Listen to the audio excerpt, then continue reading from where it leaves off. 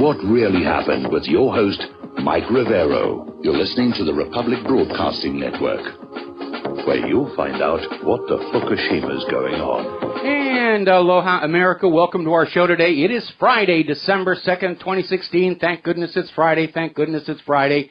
And we've got a lot of stuff to talk about today. The phone lines are open, 800-313-9443. And, of course, the lovely Lady Claire will be joining us in hour number 3 with her unique perspective on the world. So let's get right into the news. The three-ring circus over the recounts is still continuing, is being fought back and forth. The latest news is the Attorney General of Michigan, Bill Schuette, has filed a lawsuit to block the recount demand, saying that Jill Stein doesn't really have any standing because a recount cannot change her outcome in this election. She can't claim aggrieved status, and she lacks standing. And, of course, he's pointing out, and we know this was part of the plan anyway, that if Michigan goes ahead with the recount, they will miss the Electoral College. That's what Hillary and Jill Stein are trying to do, is get Michigan, Pennsylvania, and Wisconsin blocked from attending the Electoral College to narrow the gap, so that Hillary's bought and paid for, blackmailed, threatened electors can steal the White House for her. Now, the Trump campaign has gone into Michigan trying to block the recount and basically saying the same thing. She's not aggrieved, to the point where a potential miscounting of votes cost her the election. She had 1% of the vote in Michigan. And this, of course, is a valid point. Jill Stein, that's the name on the lawsuits. A recount cannot possibly alter her outcome. Of course, we know that Jill is acting as a front for Hillary Clinton. Hillary's probably offered Jill Stein a cabinet position or something to do all this. Meanwhile, over in Wisconsin, 2 PACs, Great America PAC and Stop Hillary PAC, have moved in Wisconsin's Western District Court for a temporary restraining order to bring that recount to an immediate halt. And the arguments are all pretty much the same. Jill Stein waited until the absolute last moment. In fact, she missed one of the deadlines in Pennsylvania, expressly to tangle up these states in legal wrangling so they cannot send their electors to the Electoral College. So this is already turning worse than Florida 2000. And remember, after that debacle, Florida 2000, what did the government promise? Oh, we're going to fix this system. We're never going to see this happen again. Well, here we are. Now, there is a story still unconfirmed that over in Pennsylvania, where they're doing a recount, somebody discovered 25,000 uncounted votes, all for Hillary Clinton. So that little cartoon I made with Hillary and the dolly was a little bit predictive on that one. Now, over in Wisconsin, a GOP lawmaker is out there saying basically this is a stall by the Democrats. They cannot complete the recount, and so Wisconsin will not be able to send their delegates to the Electoral College, and that's the plan all along. Wisconsin was won fairly by Donald Trump, and they're trying to basically jam it up so he can't have those electoral votes. Now then, is Hillary on her way to the White House? Actually, no, because there is a little-known provision inside Title III of the U.S. Constitution, which is where they describe the presidency and how the president is chosen. Because if the faithless electors flip the result of an election, Congress has the option to step on in. Now, everybody goes through the Electoral College and everything's pro forma, it's ritual, it's tradition, but on January 6th of next year, the newly elected Congress, heavily GOP, will meet to determine if the Electoral College vote was regularly given. In other words, that it's fair and above board. With all the talk about threats to the lives of the electors, obviously that's going to fail. Now, for most of the country's 57 past presidential elections, this vote has been ceremonial and ritual, but it doesn't have to be. If just one member of the House and one senator objects to the way that the Electoral College vote played out, for example, if a handful of electors hand the White House to Hillary Clinton, then the members of Congress can retreat to their chambers to vote on what to do about it. And if the House and Senate agree on a remedy for the Electoral College handing the White House to Hillary, their decision is final. The House and Senate can vote to say, we're going to go with the original electoral vote counts and put Donald Trump into the White House. Now, if the House and the Senate are unable to agree, then the dispute over the state electors goes to the executive of the state, meaning the state's Secretary of States, who would make the final call and would be under tremendous pressure to have the electors follow the vote of the state. This thing probably going to wind up in the Supreme Court. And they've just made a travesty of our democracy. They have underscored again that our election system is an absolute joke. It is intentionally designed to facilitate and conceal election fraud. And it's time to do something about it. Now, obviously, if Hillary steals the White House and risks a civil war doing so, they'll keep things exactly the same as they have been, because this is how the narcocracy's been hanging on to power for 30 years. If Trump takes his rightful place as President of the United States of America, we're going to have 2 years to mobilize and absolutely demand changes be made to the election system to make it easy to verify, easy to double-check, none of this nonsense about voting and everything from out of state. All of that's going to go away. We're going to do a shout-out now to our on-air affiliates who are rejoining our network here. Now, over in Nevada, there's a guy named Stan Vaughn. He was a candidate in Nevada's Assembly District 15. And he was kind of suspicious about all these vote-by-mail ballots coming on in. So he basically did a very simple experiment. He sent a personal letter of thanks and congratulations and whatever to some of these registrations of people who voted in the election.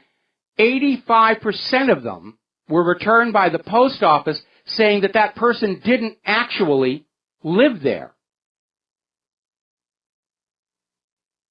I'm sorry, it's 92.5%. He just sent out letters. Most of them were returned. Almost all of them were returned. 92% of them were returned saying the person whose name appeared over that address on the voter registration did not live there. But somehow they still managed to vote. That's a 92.5% fraud voting rate in the vote-by-mail system. And needless to say, Hillary Clinton won Nevada by a thin margin. Our election system is a joke. It's an absolute joke. It's designed to keep the establishment in power and convince you that however badly the government abuses you, that somehow or other, this is what you voted for. So sit down and shut up and stop complaining about all the terrible things happening to our country. Now, over at Russia Today, they're running a story about how somebody set up a petition demanding the Electoral College put Hillary Clinton in the White House because she won the popular vote by at least 3 million illegal immigrants and 1.2 million dead people. And of course, with an online petition, those names could be just as phony as those vote-by-mail ballots out in Nevada. But if those names are real, they're in trouble. Because everyone who signed that petition is guilty of a conspiracy to overthrow the U.S. government. Now, Hillary Clinton and Donald Trump ran their campaigns by the rules they both agreed to play by going on in. Remember, during the primaries, Hillary kept saying it's the number of delegates that counts, not the popular vote. Because Bernie Sanders kept winning the popular vote, and somehow Hillary wound up getting all the delegates anyway. Now she's changed her tune. She didn't get the electors, but I won the popular vote. You stole the popular vote. We absolutely don't know how many people really did vote for Hillary Clinton. For all we know, it was a total of 6. And the rest are all fake. All right, we're going to take a phone call from Bob in Las Vegas. Aloha, welcome to the show. What's on your mind? Hi, Mike. I used that joke you you mentioned yesterday about living to 101, then getting shot by a jealous husband. You got a great laugh. So thank you. You're not only brilliant, you've got a great sense of humor. So that's the only thing that keeps me sort of kind of maybe sane. Okay. You were going to the Electoral College. You mentioned 15 electors may have already defected. That's a report out of InfoWars, and if Hillary's people can take Wisconsin, Pennsylvania, and Michigan out of the Electoral College, 15, I think, is enough to swing it in her favor. Of course, there's an unknown factor, and that is Democratic electors who were Bernie Sanders supporters who can't bring themselves to vote for Hillary, and we don't know how many of those are out there. Right. I think you mentioned, too, that there are laws in 20-some states against faithless electors, but what's to say outside of those states, what's to say more of these electors would defect to Hillary? What's to stop them from doing it? Absolutely nothing. And even in those states where there are laws that compel the electors to go with their state's election results, the penalties are a wrist slap, like a $1,000 fine, that's it. I'm sure Soros will whip out his checkbook and cover that right now. Exactly. Mike, you mentioned, just wanted to change the subject, you mentioned yesterday about Chernobyl and Fukushima, how Fukushima would have that permanent contamination of the land, and they'll be dealing with Chernobyl for the next 100 years. I'm just wondering, like, in the event of a nuclear war between U.S. and Russia, you mentioned that the elite come up out of their bunkers in 2 years. Is that right? Only 2 years? Well, it depends on the specific weapons used, because how long the fallout stays radioactive is dependent upon what specific products come out of those bombs. Some of the isotopes are very short-lived, and they're going to be gone in just days. Others are a lot longer. There was talk, back in the days of the doomsday weapon about combining cobalt isotopes, which would just last for millions and millions of years. But it's going to be a mess, because if you have the proper laboratory equipment, you can still detect in the water and in the air isotopes from the Pacific nuclear tests the U.S. carried out. This stuff really never goes away. It gets weaker and weaker and weaker and weaker. Over at Eniwetok, there's actually starting to open up where they blew up all those ships as a tourist attraction for skin divers, but there's still a limit on how long you can go down there. Okay. Oh, and I too, I like that Tulsi Gabbard a lot. I mean, I'm in Vegas, but I follow her. I've been following her for the past few months, and I would have loved to have seen Trump name her as Secretary of State. And I kind of like Dana Rohrabacher as well, because he's been against this whole demonization of Russia. Yeah, there are some good people out there, and that's something to keep in mind when all of Hillary's people are screaming that Donald Trump has failed his promise to drain the swamp. And again, it's easy to understand Donald Trump's appointments when you realize he's not approaching this from an ideological point of view. He's going for competency. He's going for people who know how to do the job he's going to tell them how to do, and that's what he's looking for. As far as Tulsi is concerned, I guess she's on her way right now up to the Dakota Access Pipeline protests to lend her voice there, but I think we're going to be hearing a lot about her in the coming years. She's clearly a political star on the rise. I'd love to hear her on your show, but you were saying about Trump, and I agree with you, he wants to appoint people who are smarter than him, on certain subjects. That's why I don't think Romney would be a lousy choice because of his lack of experience in foreign policy. I would agree, and I think Romney is being pushed on Trump by a lot of Trump supporters, and he's going through the motions. He's had the meeting, but as of the last word I got, Trump appears to be settling in on Petraeus, and that would clearly be a much better choice than Mitt Romney. I think the only reason Romney wants Secretary of State is he's thinking about coming back into the political ring in 2020. Right. Okay. I just last want to say, as far as the Time Person of the Year, I'd like to nominate, if I could, the Syrian army collectively. So they're fighting for civilization. They're fighting for civilization against the evil represented by these U.S.-backed terrorists. So the Syrian army, I'd love to see them on the cover at time. It's never going to happen, but they should be. God bless these guys, all of them. Well, they're fighting for their homes and loved ones they're right in front of their eyes, and that makes them very, very motivated. And I haven't looked over at the voting for Time Magazine's Man of the Year. Last I heard, Putin was winning by a wide margin. I'm sure they'll give it to Hillary. They probably will. Here, we made you Person of the Year. That's a consolation prize. And here's your participation trophy for the 2016 election.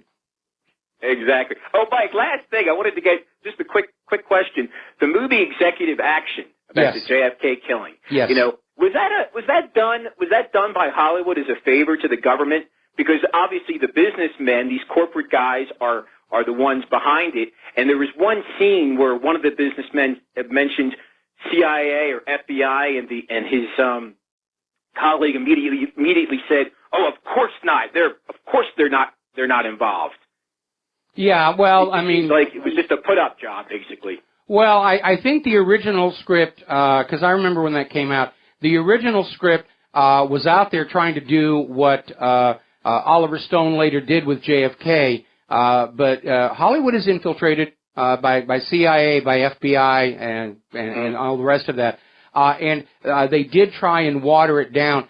For one thing, the FBI literally has means of getting hold of scripts before they're actually shot to review and make sure there's nothing in there that makes the FBI look bad. I mean, J. Edgar Hoover was just a nut about Hollywood being a publicity servant of the U.S. government.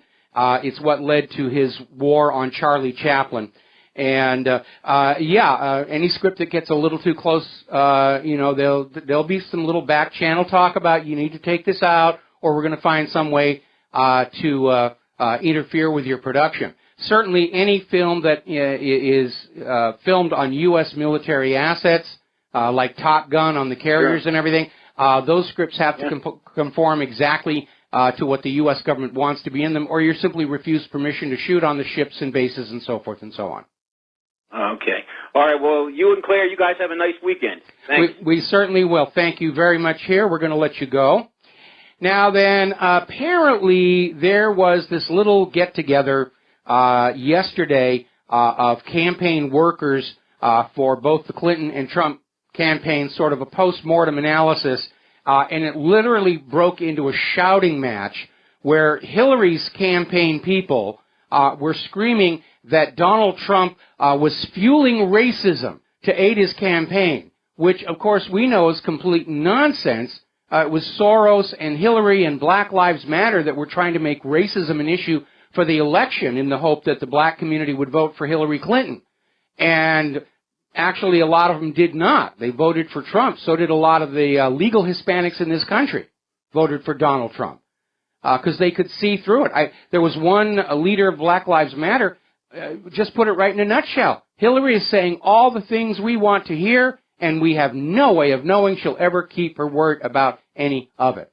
Now, speaking of George Soros, he's out there screaming that the latest, most recent hate crimes are all the fault of Donald Trump, and he's pledged another $10 million for the opposition, whatever the opposition happens to be. I don't know, a hit team or something like that. But all the recent hate crimes are targeting Trump supporters and Trump voters. How can Soros justify the statement that this is all the fault of Donald Trump? Why? Because Donald Trump won the election? You know, Donald Trump made us be violent, therefore it's all his fault? I mean, it's just utterly, utterly ridiculous. We are getting word that Donald Trump is narrowing down his decision for a Supreme Court justice to replace Antonin Scalia. And it's down to just 3 or 4 people, all of whom have views similar to those held by Scalia. So whatever political advantage was the motive behind Scalia's assassination has just been erased. All right, we're coming up on a commercial break. We're going to take a few commercials here, and we'll be right back. And aloha, welcome back to the show. Now, a suggestion is being put on out. If Trump really wants to root out corruption and drain the swamp, one of the best places he could start would be a full and complete audit of the Department of Defense. because we've been hearing going all the way back to the day before 9/11 how the Defense Department is just misplacing $1 trillion or a couple of trillion here and there. And, you know, it's like no big deal that this money is going. $1 trillion, even today, with all the inflation, that's a lot of money. And they were trying to do an audit on 9/11, but the plane that hit the Pentagon flew around the Pentagon and came in from the other side and hit the offices where the auditors were working. How very lucky for whoever actually got that money. But it should be audited. So should the Federal Reserve. All right, we're going to take a phone call. John in Barbados, aloha, welcome to the show. What's on your mind? Aloha, Michael. How are you doing today? I'm doing much better, thank you. Well, I hope you don't take this personally, but I want to be a little critical. This statement that you keep pushing from Henry Kissinger, his real statement said, military men are dumb, stupid animals to be used as pawns for foreign policy. I stand corrected. All right, I stand corrected. But you can General Mathis, you know, this Mad Dog Mathis that now is the Defense Secretary, he's the guy when he was in charge of Afghanistan who said, it's fun, great fun shooting people. You know, are you seriously considering this man?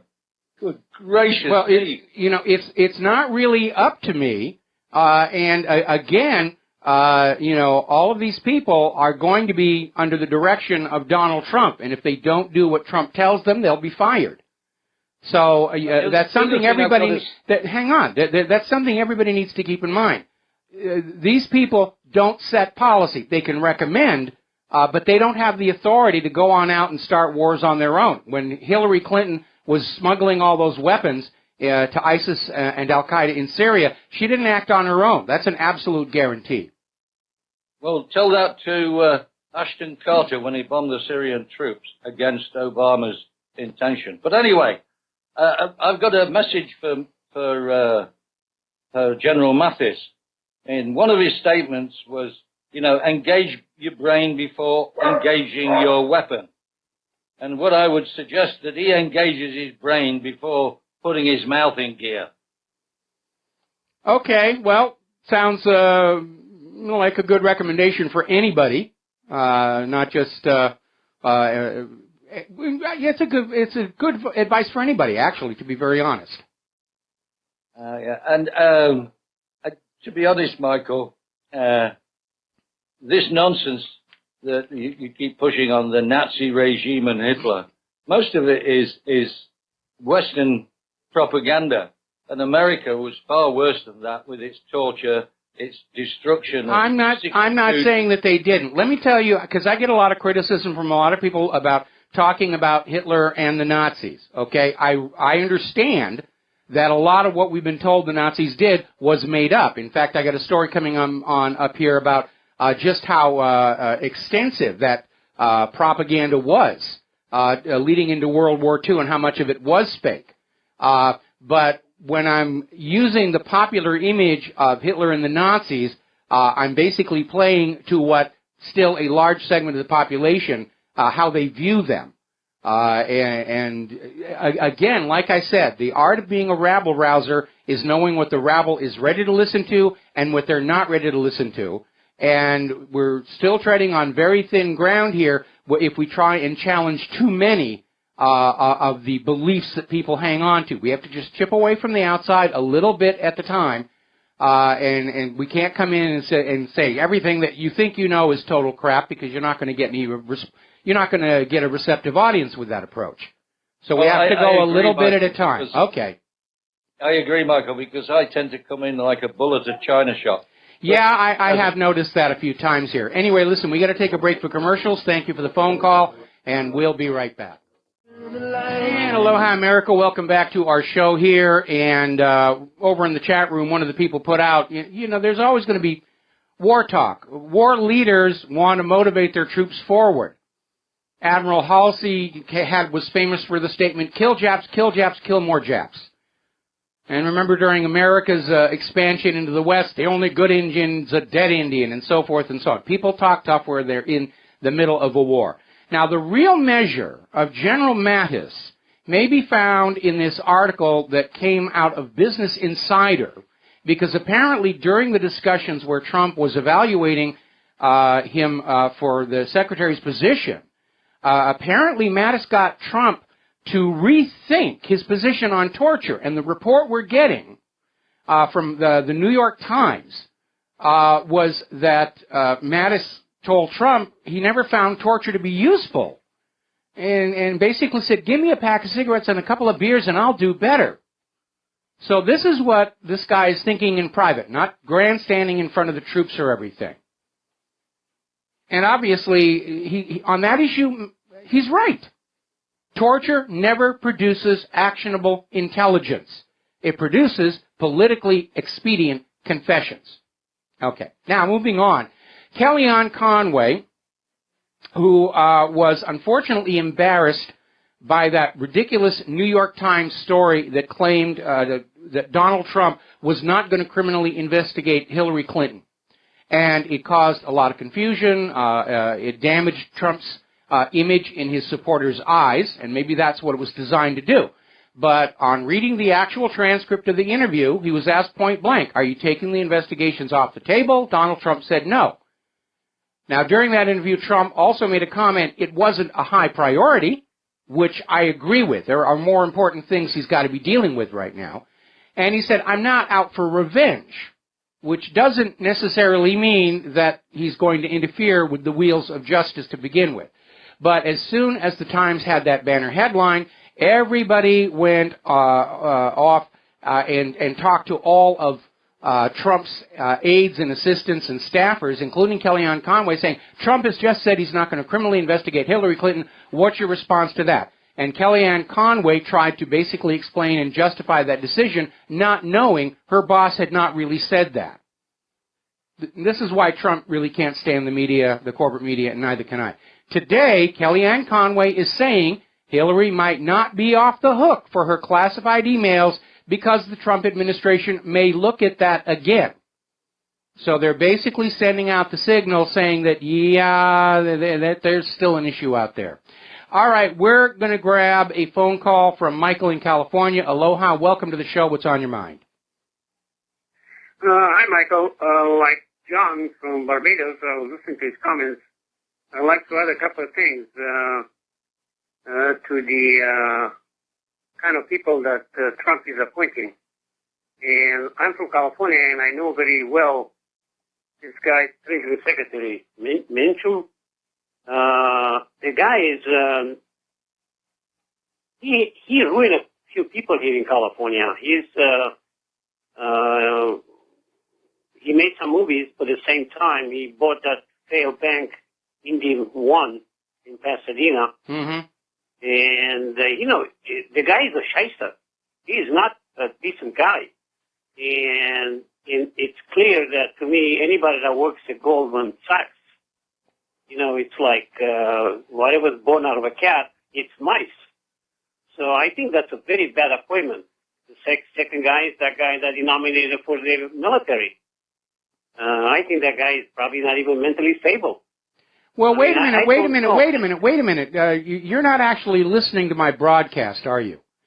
Because we need to understand something. The vast majority of us are going on the public image of these people and what we've read about them in both the corporate and the independent media.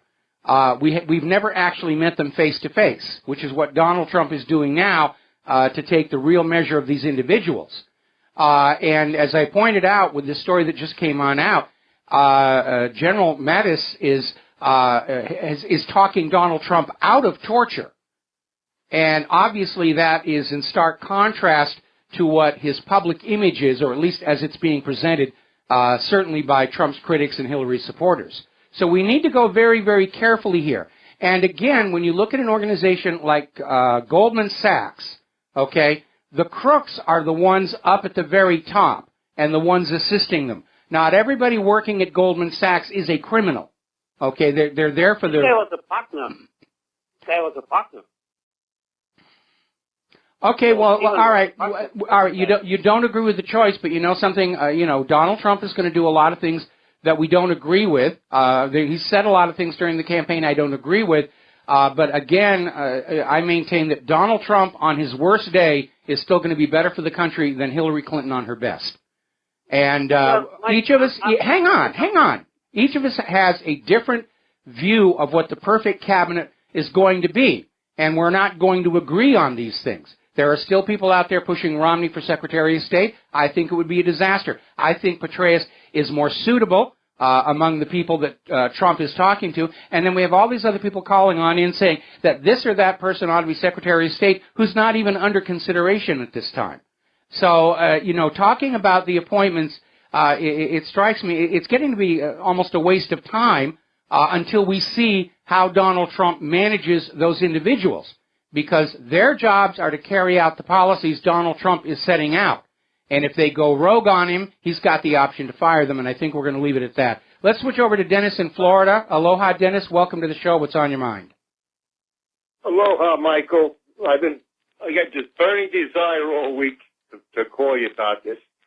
There's a media blackout on the Secretary of State nomination. No, there isn't. That has been missing is Pat Buchanan. Well, is a fellow who's got all the credentials. He's got the poise. He's got the statesmanship. He knows how to work with people. And I just cannot believe it. This whole thing with Romney, I believe, is being pushed because they're twisting his arm. That maybe if it goes to the vote in the House with this debacle going on over the electoral college, that he's trying to court them that the never Trump Republicans will vote in favor of Trump being president. Otherwise, they could upturn the whole election. I believe there's a lot of traitors sitting in there. What do you think? Well, I don't know that they're necessarily traitors under the strict definition of treason, but everybody there is pushing for their own agenda, their own enrichment, their own glorification, their own empowerment. And again, I think Romney is being pushed by some of Donald Trump's financial backers because they see Romney as somehow being good for business. And like I said, I think the only reason Romney is looking at the Secretary of State position is the same reason that Hillary Clinton wanted it, as a springboard to another run for the presidency. But again, the word we're getting out of the Trump campaign is, yes, he had the dinner with Romney. He's gone through the motions, but he does seem to be settling on Petraeus. Now, as far as Pat Buchanan... What do you think about Buchanan, Mike? What do you think about Buchanan? To the best of my knowledge, he's not even under consideration right now. I know. It's amazing because I think he's eminently qualified, you know? I mean, if you ever saw him on the McLaughlin Report every Sunday morning, he battled the neocons and the liberals on both sides. Mm-hmm. He's the only voice of reason that was ever on that show. They could check it out on YouTube, you know? Okay, well, I'm sure a lot of us have people we wish were going to be Secretary of State. I'm still pushing for Tulsi Gabbard, but it's not going to happen. And, Donald Trump got elected president, and this is his call to make here, unfortunately, and you're not going to agree with it. Harry Truman used to say the Oval Office was actually the hottest kitchen in the world, because it doesn't matter what you do, there's going to be a whole bunch of people who do not like it. And I'm sure Trump is learning that wisdom right now. Thanks an awful lot for the phone call. We're going to let you go. We're going to get on back to the news. In fact, we're going to go ahead and close the lines for a while here, because I have got a bunch of stuff I need to get through. Now then, Anthony Weiner, poor old Anthony, and no, I'm not really feeling sorry for him because everything that happened, he did it to himself. He's now been hit with a $65,000 fine for campaign finance violations, going back to his failed run for mayor of New York City in 2013. Apparently, he was breaking the rules back then. But then find me any major politician who hasn't broken the rules here and there. So let's talk about the corporate media and the war on the independent media, which, if you think about it in the wide view, this is a war on skepticism.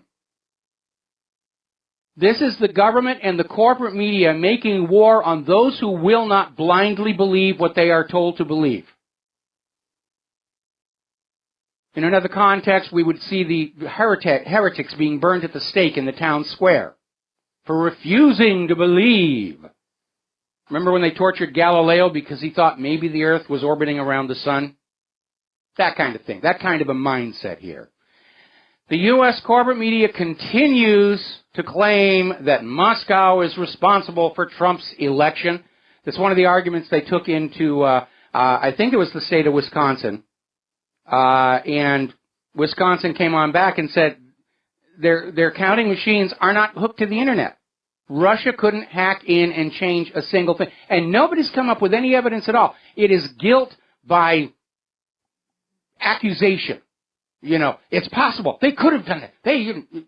That's it. That's the entire case. Nobody has any proof whatsoever. The only evidence that's surfacing about election fraud is on Hillary's side, like that story we talked about in Nevada, where somebody decided to check out if these people who voted by mail actually lived at the addresses on the voter registrations.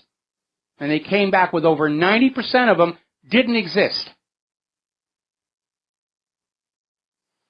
Now, as we've mentioned before, Donald Trump is not in love with the corporate media. He doesn't feel he should be beholden to them. And keep that in mind. Whenever you see anything in the corporate media about Donald Trump, they are hostile to him. He made them look bad. He's embarrassed them. And he's basically said, I don't need you in the age of the Internet. And Donald Trump has been using Twitter to send out announcements from his transition office to the public, to the point where Twitter is now saying, well, we're gonna ban your Trump Twitter channel because what you're putting out there is hate speech. Donald Trump has now started his own YouTube channel to combat the propaganda coming out of the corporate media. Videos are already starting to go up there, daily updates. And it's worthwhile to go to his Twitter feed and his YouTube channel to find out what's really going on because of all the nonsense in the corporate media. I mean, the corporate media is a big part of this push to get Romney as Secretary of State. They're all hot and bothered to get Romney in there here. Now, over at Breitbart News, where they have been doing wonderful work at exposing a lot of the stuff that's going on, they're now under economic attack. They're being blocked by AdExchange. Kellogg's has pulled their ads. It's basically economic censorship. We're seeing this over on YouTube, where politically sensitive videos and channels, if they're not being outright deleted, they're being disqualified for monetization. Now, YouTube has never allowed me to have ads and monetize any of the videos that we have on YouTube, so this current campaign doesn't really affect me. But it's a way, it's a war of money. They want to bankrupt the independent media and drive us out of business, so you have no choice but to become dependent, once again, on the corporate media. Speaking of the corporate media, over at CNN, known as the Clinton News Network, there's an interesting video. It's on the front page of WhatReallyHappened.com. And they're doing, it's a video that was being run not on the air, but preparation for their coverage of Trump's speech at the Carrier factory in Indianapolis. And you can hear a producer in the background say to the on-air talent, if I do this, he's landed. And then she says, if I do this, he's crashed, hopefully. And everybody cracks up. They all think it's all funny as heck. Oh, yes, please let Donald Trump's plane crash. I think they need a visit from the Secret Service. All right, let's get into the war zones now, emphasis on the plural. Things are going on over there. They're not getting a lot of coverage here. One of the things that's happened is following Donald Trump's election, the Syrian forces have been escalating their operations because they understand after January 20th, the supply of weapons, ammunition, chemicals to the terrorists is going to stop. And so they're just ramping this up as fast as they can. And they're making great gains in Aleppo. Now, Erdogan may have backed off his talk about removing the tyrant from Damascus, but the Turkish Foreign Minister, Mevlut Cavusoglu, didn't get the memo. He's on a visit to Beirut and was making a speech, and he comes on out and says, Assad cannot remain in power. So the war hawks are still out there, still trying to cause as much trouble as they can.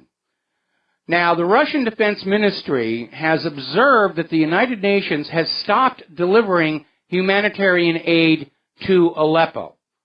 And one of the problems may be that for some reason, somehow, the U.S.-backed terrorists always know where the aid is going to be delivered, and they'll just take it for themselves. Very, very little has actually been getting to the people of Aleppo, according to some of the people who are now finally able to get on out and talk to the media.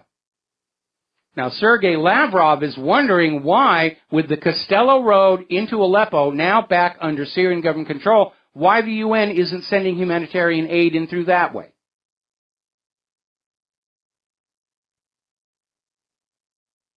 Now, there's another video we put up. Unfortunately, it's not in English. But basically, the Syrian forces cleared out a headquarters of the Turkmen fighters, and they found the chemical precursors for chemical weapons stockpiled there. Got the Merck label on them and everything. That's who was using the chemical weapons, not Bashar al-Assad.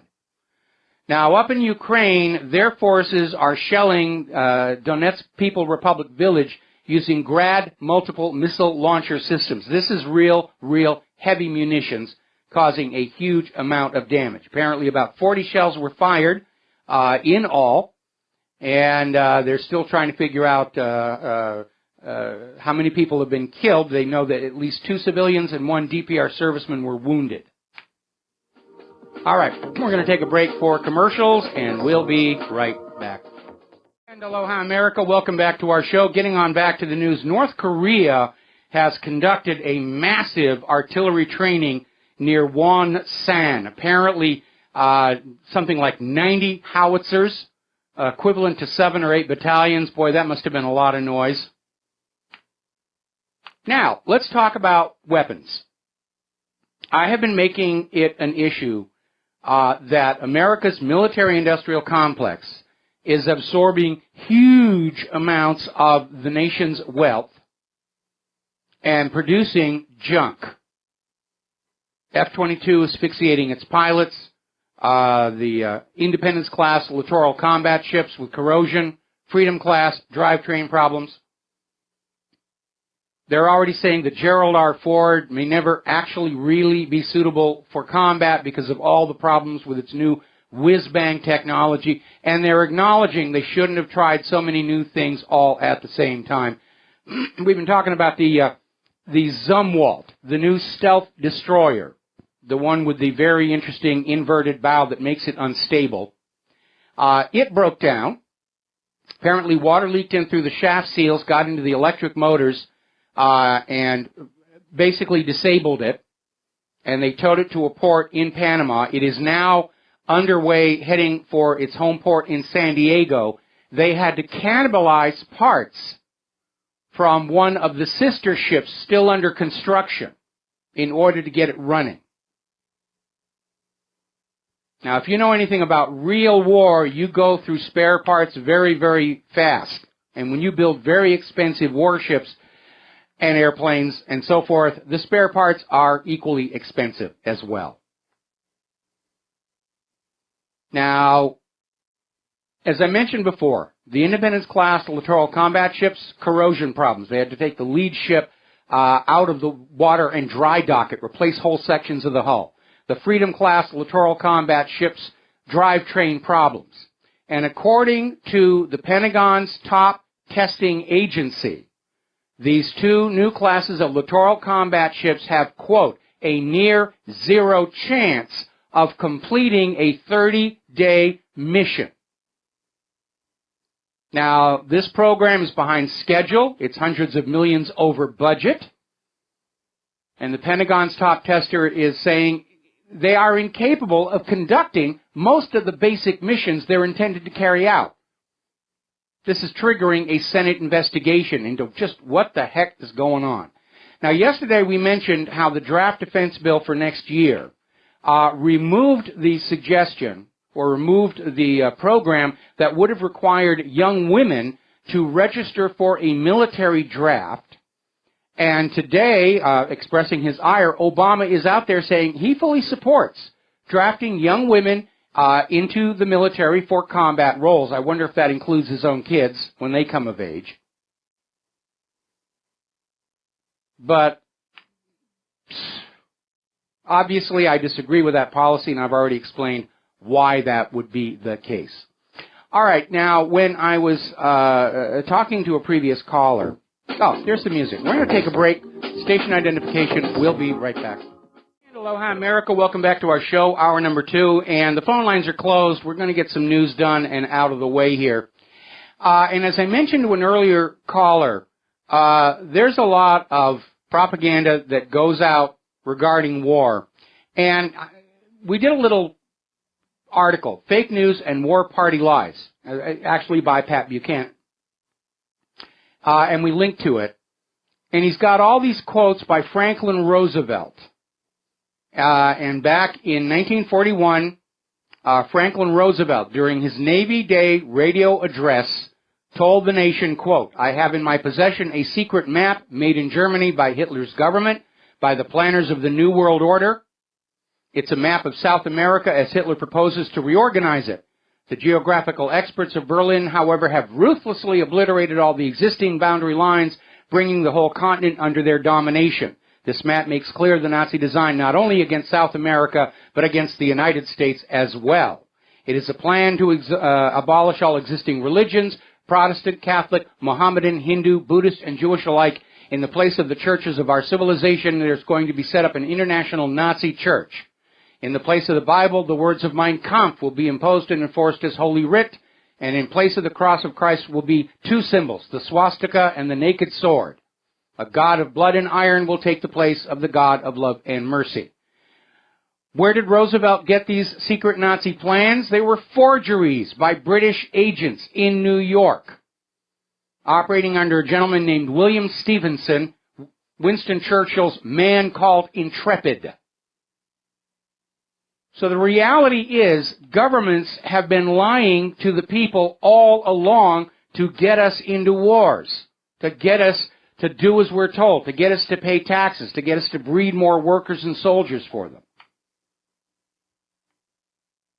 Prudence demands that we re-examine everything we have ever been told by the state-controlled schools, by the corporate media, by the government itself. It may be that there's actually very little truth in any of it. Now, we're coming up on the Pearl Harbor commemoration, 75th anniversary, and I'm in kind of an interesting position because I can look out that window down on the remains of the Arizona, and I've been able to actually travel around this island and verify some of the things that we've dug up about how Pearl Harbor was not a surprise. And we're going to be talking about this more next Monday, Tuesday, as we get into the 7th commemoration. But that, too, was a hoax. Just like when they claimed the Lusitania wasn't carrying any weapons, it was an innocent passenger ship ruthlessly killed by the Germans. And it wasn't. It was smuggling weapons to Great Britain, which made it a legitimate target of war. And the German government actually ran ads in the New York newspapers warning people not to take passage on that ship because it was going to be targeted.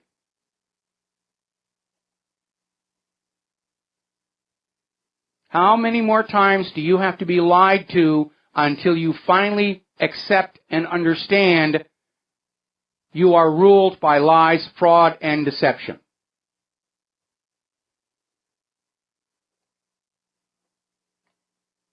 In a government that lies, telling the truth is a revolutionary act. That's why they're at war with the independent media. And as I said before in the show, it's not really a war on the independent media. It's a war on skepticism. It's a war on those who refuse to believe as they're told to believe. Bring back the Inquisition. We'll deal with those non-believers here.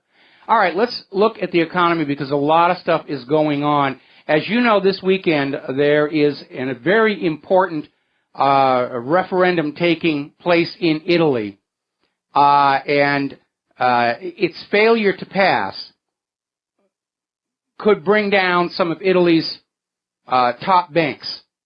And right now, as of the last time, it was trailing 11 points in the polls. Now, maybe they've loaded up Italy with a bunch of Diebold machines or something, but that's where we are. Right now, the Italian bank shares today took a dive, contaminating the whole euro market ahead of this referendum. Everybody's heading for cover right now, heading for safe spaces. Play with their Play-Doh here. Italy's Sunday vote set to trigger the most violent economic shock in history. Apparently, the polls have narrowed. It's now 54% support for no. If no does win, it could be the end of the European Union. Now, here in the United States of America, we're hearing all this ludicrous thing about how, oh, look at all these jobs we've created this last month here. U.S. employers added 178,000 jobs, and unemployment sinks to 4.6%. Well, a couple of things to keep in mind. First of all, those 178,000 jobs are Christmas seasonal hires. Those jobs will disappear come January. Okay? Second, there are 95.1 million legal American citizens willing and able to find work who have not been able to find jobs for months, and they're simply not counted in order to come up with this ludicrous 4.6% number. So why are they talking about that? Well, what's going on here is the corporate media is already out there trying to sell the idea that Donald Trump is going to be inheriting a country with a wonderful, strong economy. And we're getting this from Politico, MSNBC, Wall Street Journal, Washington Post, Yahoo, saying Donald Trump, the economy is going to be in great shape when Donald Trump takes over. So when it implodes, guess who they're going to blame? Just like Herbert Hoover all over again. Actually, Donald Trump is inheriting an absolute disaster of an economy. It's on the verge of a lockup. But you know politicians, they never accept responsibility for their mistakes. They're going to find somebody else to scapegoat for it. Unfortunately, Donald Trump fits the bill there. We're going to do a shout-out to our on-air affiliates who are just now rejoining our network. We're talking about the economic news. Our phone lines are closed right now because I got a lot of stuff to get through before the lovely Lady Claire joins us in an hour. Now, down in Venezuela, which has been targeted by the United States, going all the way back to Hugo Chavez, they're in a stage of complete hyperinflation. They're weighing the money rather than counting it. Zimbabwe, which became famous for their $100 trillion paper notes,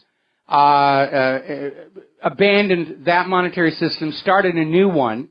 That one didn't work. They've just introduced a brand new currency that's already losing value.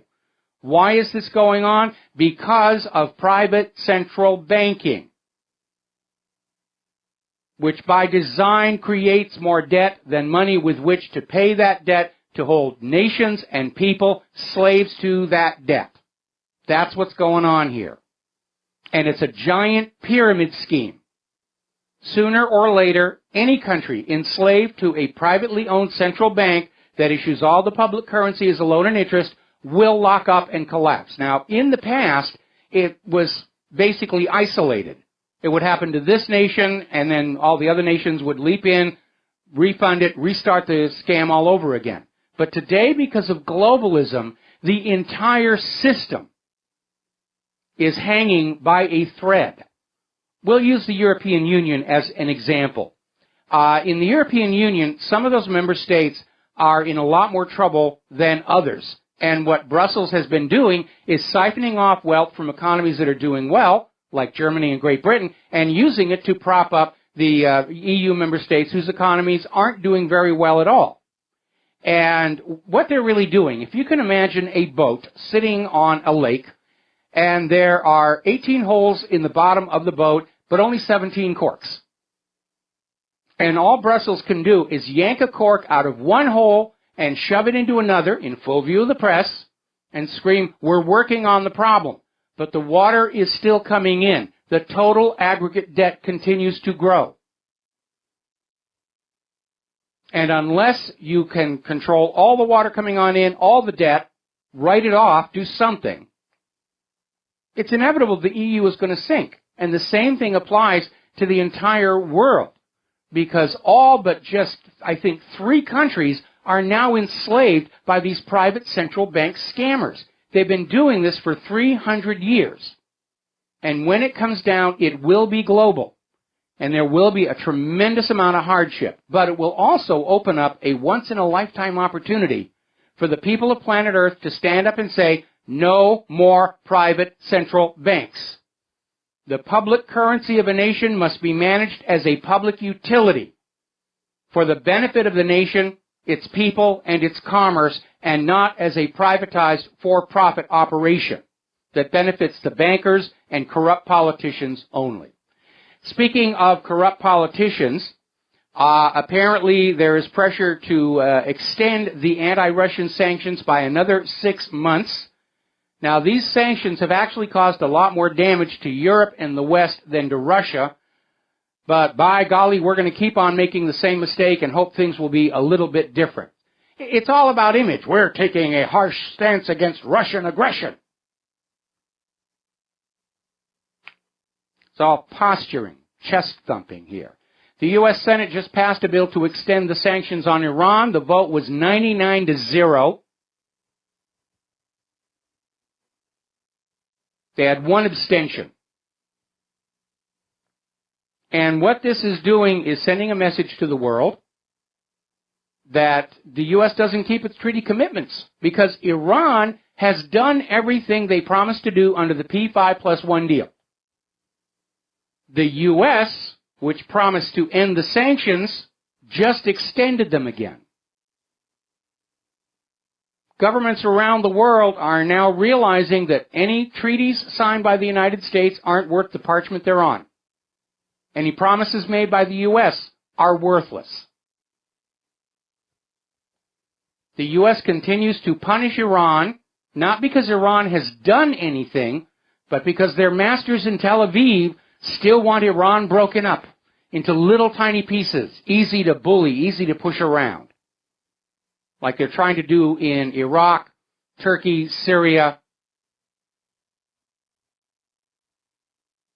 all those places. Let's talk about immigration here. It looks like Obama is going to try and flood as many refugees and illegals into the country as he possibly can before Donald Trump can build a wall or put crocodiles in the Rio Grande or whatever he's going to do to solve this. Fastest way to solve it is simply say, non-citizens do not get social benefits. Now, there's a story coming out of Zero Hedge. And basically, 2 years ago, the Clinton administration declared a crisis of underage illegals coming in across our border. Oh, these minors, we have to let them in. And so Obama signed an executive order allowing minors of certain Central American countries to flee to the U.S. under the refugee program. The only problem is 70% of the people who came in under that minor refugee program are actually over the age of 18 and legally adults. If they're over 18, they can vote. They can vote for Hillary Clinton. Now, according to Senate Judiciary Chairman Chuck Grassley, the Obama administration is getting ready to unilaterally admit thousands of refugees from known terror hotspots that were denied entry by Australia authorities. The refugees are from Iran, Pakistan, Sri Lanka, Afghanistan, Iraq, Somalia, and Sudan. These are people who were deemed too dangerous for a nation founded by prison convicts. And Obama's going to let them all in here, despite what happened at Ohio State University. Now, the Department of Homeland Security, despite all kinds of scandals involving misappropriated funds and kickbacks and so forth, DHS is going to continue using private detention facilities to house asylum seekers. They're running out of places to put them. May have to actually open up those FEMA camps. Meanwhile, Donald Trump has unsheathed his weapon to deal with all of these cities and even states that are saying they're going to maintain their sanctuary status, that they're not going to enforce immigration law in their jurisdictions. To heck with you, Donald Trump. We love our illegal immigrant voters, or words to that effect. And Trump has simply come on back and said, okay, well, I can cancel the funding, the federal funding that you're getting. And according to Los Angeles Mayor Eric Garcetti, the loss of those funds would drive the city right into bankruptcy, drive the whole state of California into bankruptcy.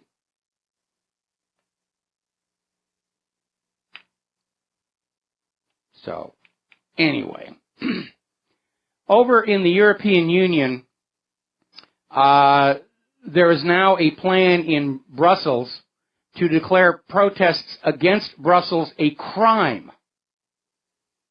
They want to criminalize political dissent against the European Union project. In other words, censorship, loss of freedom of speech. Remember just a few days ago, Juncker was out there saying, no more of these pesky independence referendums. We know they want to leave us. We don't want them to leave. We want their money, their obedience. Now, Norbert Hofer, the far-right-wing politician who's running for president in Austria, saying that if he wins the presidency this Sunday, election's happening, he will allow an EU referendum. I'm not even sure how we would pronounce that. An exit? We'll come up with a word for it. But we're hearing this all across the EU. Marine Le Pen is talking about a Frexit. Denmark is talking about leaving. Now Austria. The European Union was a raw deal for the Europeans. Any empire is a raw deal for the people who have to live in it. You go to the history books and they talk about Alexander the Great. What an amazing person. He conquered the known world. And you do a little more digging, and you realize what life was like for those people in the lands that he conquered. It wasn't very good. Now, up at the Dakota Access Pipeline, the Morton County Sheriff's Department has gone to Ace Hardware stores and asked them to stop selling heating supplies to the water protesters. It's very cold up there, and it's about to get a lot colder.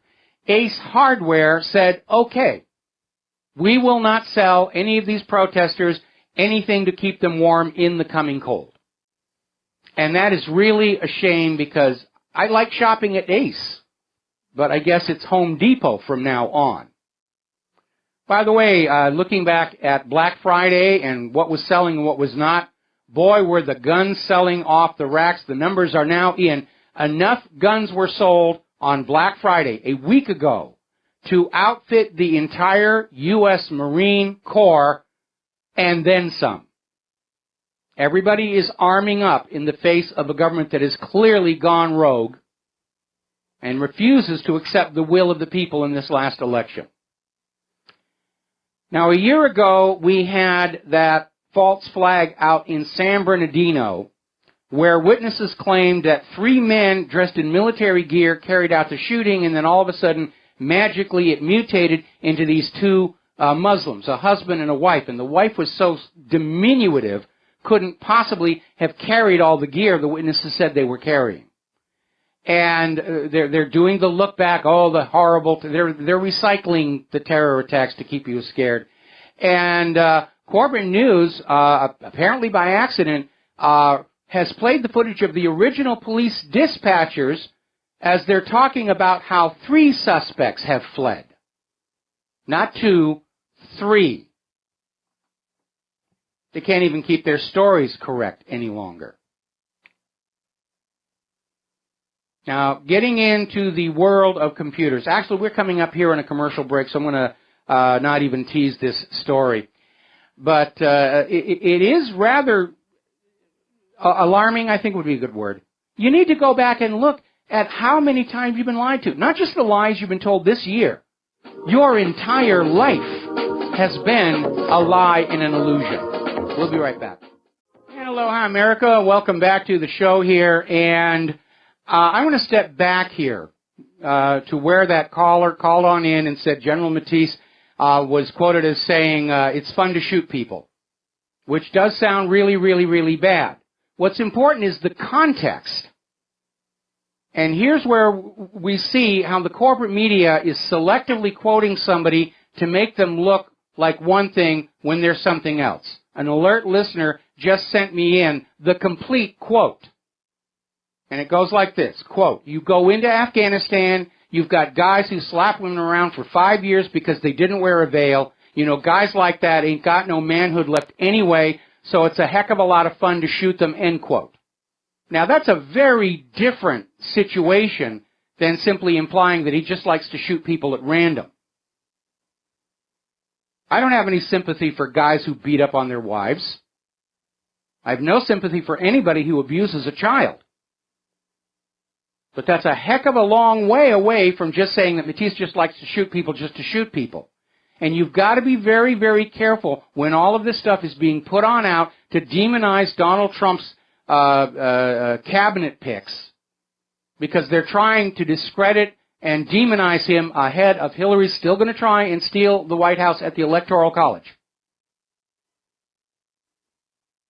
And the entire corporate media is just ganged up on Donald Trump. And they're going to do dirty tricks like that. Like the New York Times, they misquoted him. They ignored where he said that investigations of Hillary are not being taken off the table, and they took a quote about him not wanting revenge and it not being a priority to investigator, and created the headline, Donald Trump will not criminally investigate Hillary Clinton. The so-called real media has put their lie machine into full spin cycle. Rock and roll, afterburner, overdrive. And you need to keep that in mind in all the reporting about what Donald Trump is doing and what his potential cabinet picks, administration picks are going to be. Because corporate media is still trying to filter. They're still in attack mode on him. They're not going to report anything fairly about him, and you need to keep that in mind. Now, let's get back to the world computers we were going to mention here. The FSB is now out there warning Russian banks, Russian corporations, that to expect massive cyber attacks from, quote, foreign special services, end quote. Gee, I wonder who they might be worried about. I don't know, it might be the same people who keep hacking my server. Over at Microsoft, Windows 10 is not doing very good, especially since they started charging for it. It's not moving forward. It's only got 23% of the entire computer market, with the entire computer market basically dominated by Windows machines and Macintosh, Apple machines. And the Windows people are hanging on to their Windows 7. Some are still working with XP. They don't want Windows 10. And let's be very honest here. I did give it a fair try. We had a laptop that supports Claire's Choir at the church. It was running Windows 7. And I allowed it to upgrade to Windows 10 so I could see what all the brouhaha was about. And when it came on up from the upgrade, it had erased all of the music software and music. Not moved to the delete bin, literally erased it. And it forced me to change my login credentials to match my Microsoft account, which means potential hackers already have half the information needed to try and brute force their way into the machine. And it was bloated, difficult to use, and we all can assume it's got the latest and greatest in government spyware on it. There was supposed to be a button that allows you to revert back to your original operating system. It turned out that did not work perfectly. It went back to being or thinking it was a Windows 7 machine, but there were all kinds of problems. I ultimately wound up literally throwing that machine in the trash. It was that hopeless. But we live in a nation where government and corporations decide for you what products you will buy and use. You're not allowed that freedom any longer. You will buy Windows 10, and you will like it, you Schweinhund. All right, we're going to take another break for commercials. We'll be right back. Aloha, America. Welcome back to the show here, and we're just now getting an emergency alert here, flash flood warning. We got some major storms coming on, including thunderstorms later on today here. What's really making me nervous is for the last couple of months, my neighbor's been building this big wooden boat, and he's got all these zoo animals wandering around, which they're leaving messes in my hedges. Anyway, getting on back to the computer stuff. Hackers have devised a little USB, they call it a zapper. And I guess it looks just like any kind of a USB memory stick, but it will permanently destroy any device it's plugged into. It literally has a way of frying the circuits. And apparently it's actually called USB Kill. And it's available, I guess, on the dark web. You can actually buy one of these things. And you can plug it in and disable a car with a computer system, the screen display, GPS mapping. I mean, USB ports are everywhere, in cars, charging stations, power sockets, airplanes. What kind of a mindset creates things like this? When did being destructive have a higher social standing than being creative? Now then, there is a new startup company, comma.ai, and they're developing software for self-driving cars. And they're developing software for cars that weren't designed to be self-driving. And basically, they're helping developers learn how to build a device that can turn their car into an autonomous vehicle.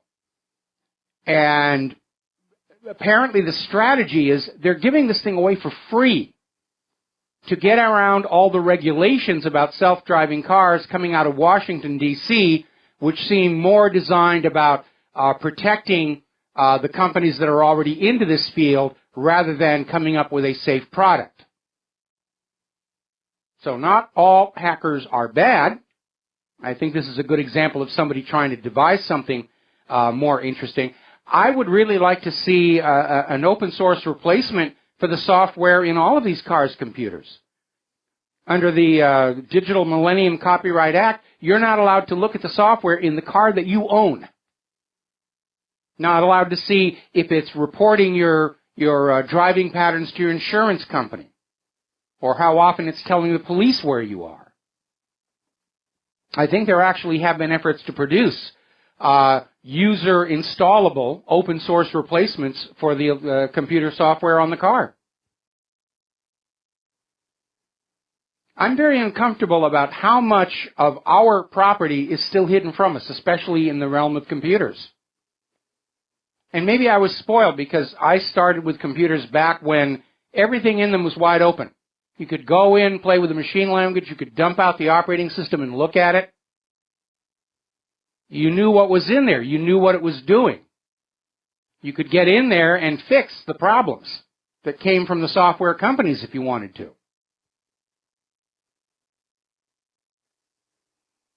Now, getting on back to the idea of malicious people, this is kind of an ugly story. A woman in Southern California created a fake Facebook profile in the name of her ex-boyfriend, and then used that fake Facebook profile to send herself threatening messages.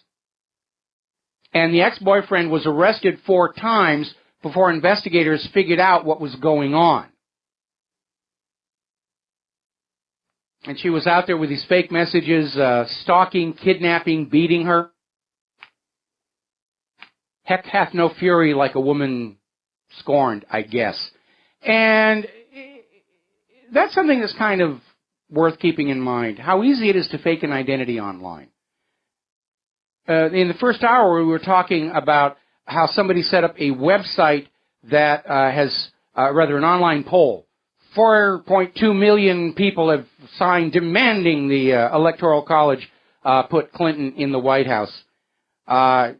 We have no way of knowing if those signatures represent real people or not. We know the U.S. government has actually bought software that allows a single propagandist to assume hundreds of fake identities in social media. Lying to the American people is big business. In our struggling economy, it's probably the only growth industry we still have. So, since we're talking about the weather, which is coming on in here, we're actually here in Hawaii under a winter storm warning for the tops of the volcanoes.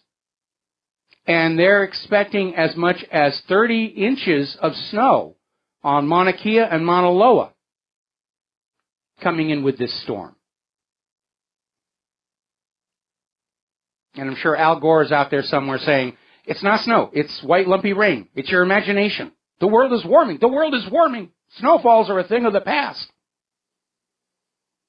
It's got to be a cool time for people on holiday. Down there on the Big Island, they can go snow skiing in the morning, go surfing in the Pacific in the afternoon. That's kind of an interesting thing. Ought to make up a fake poster. Ski Haleakala. Have a guy on skis right at the edge of that gigantic crater. Now, out in California, Governor Jerry Brown has just signed a law to require dairy farmers to reduce bovine methane emissions. I guess they're going to call this program Obamacork. And there really isn't a way to reduce a cow's production of methane. It is a byproduct of their digestive process and how they make milk and grow into being burgers. Now, maybe Brown has an idea that barns are now going to be turned into controlled environments where the methane is scrubbed out of the air. But you need to remember, methane naturally decomposes in the presence of oxygen into carbon dioxide and water vapor. It doesn't build up. Now, what's really going to happen, and it's already started happening, under this huge burden of gratuitous regulations in service to the liberals' utopian idea of we can control the sun and the moon and the stars and the climate and all the rest of it, the dairies are going to close down. They're going to move someplace else with a little more common sense. That's what's going to happen. And there are a lot of companies that have already closed business in California and left for other states because there's so many regulations now to serve these wacko political ideologies to make people do things and pay money that actually has no real benefit at all. Europe was caught up in that whole carbon trading thing. No detectable result whatsoever except that the carbon traders got rich. That was the only detectable result. Now, looking across the news reports coming out of Alaska and the northern part of the United States, it is looking more and more like the old Farmer's Almanac was absolutely correct. Winter is arriving late, but it's going to be a heavy and hard one. And remember, back in March 20th, 2000, the UK Independent banner headline, snowfalls are now a thing of the past. And we have all these reports coming on now that this is going to be the coldest winter in the last 5 years. They're predicting new cold records are going to be set this winter. We're heading into a new little ice age, is the reality. And solar observatories are confirming solar activity is at a low. The sun has virtually no sunspots. It looks like a cue ball from a billiard table. There's nothing going on it right now. New Maunder minimum, new little ice age. And the carbon Nazis are still out there saying, well, we're not going to call it global warming anymore because the world isn't warming, but we'll call it climate change and we're still going to argue for a carbon tax. What sense does that make? The whole idea behind a carbon tax was that carbon dioxide is warming the world. If we're going into a new little ice age, carbon dioxide, and for that matter methane, are good things to have in the atmosphere, aren't they? The global warming movement was never about the environment or global warming. It was about finding another excuse to take money away from you and make you think it's a good idea. And I am very, very glad that Donald Trump thinks this is a load of nonsense, and he's absolutely right. It is a load of nonsense. Anybody who understands science at all and scientific method knew from the start that all of these institutions and agencies that were putting out these proclamations about high temperatures and then not able to back it up with the raw data, that something had gone horribly wrong with the process. Maybe time to put up my ClimateGate article again here. Now, you remember Planned Parenthood? Big stink when it came on out that Planned Parenthood was harvesting fetal parts for sale from the women who were seeking abortions at Planned Parenthood. Basically, Planned Parenthood was treating unborn babies the way your local supermarket treats a chicken. Cut it up, wrap it in plastic, sell it. And today, the House Energy and Commerce Committee's Select Investigative Panel have referred Planned Parenthood Gulf Coast for criminal prosecution to the Texas Attorney General on account of the illegal sale of baby body parts. And this is another area where you start to wonder what's going on with that whole liberal mindset. Remember when Hillary Clinton was out there saying that a fetus is just a blob of protoplasm and you can kill it right up to the moment it's about to be born? Because it's not really a person until it's born. And yet in this country, if you damage an eagle's egg, you can go to prison for years. Now, don't get me wrong. I like eagles. I like nature. I like animals. But when did an unborn eagle acquire rights to survival and protection that unborn human beings do not?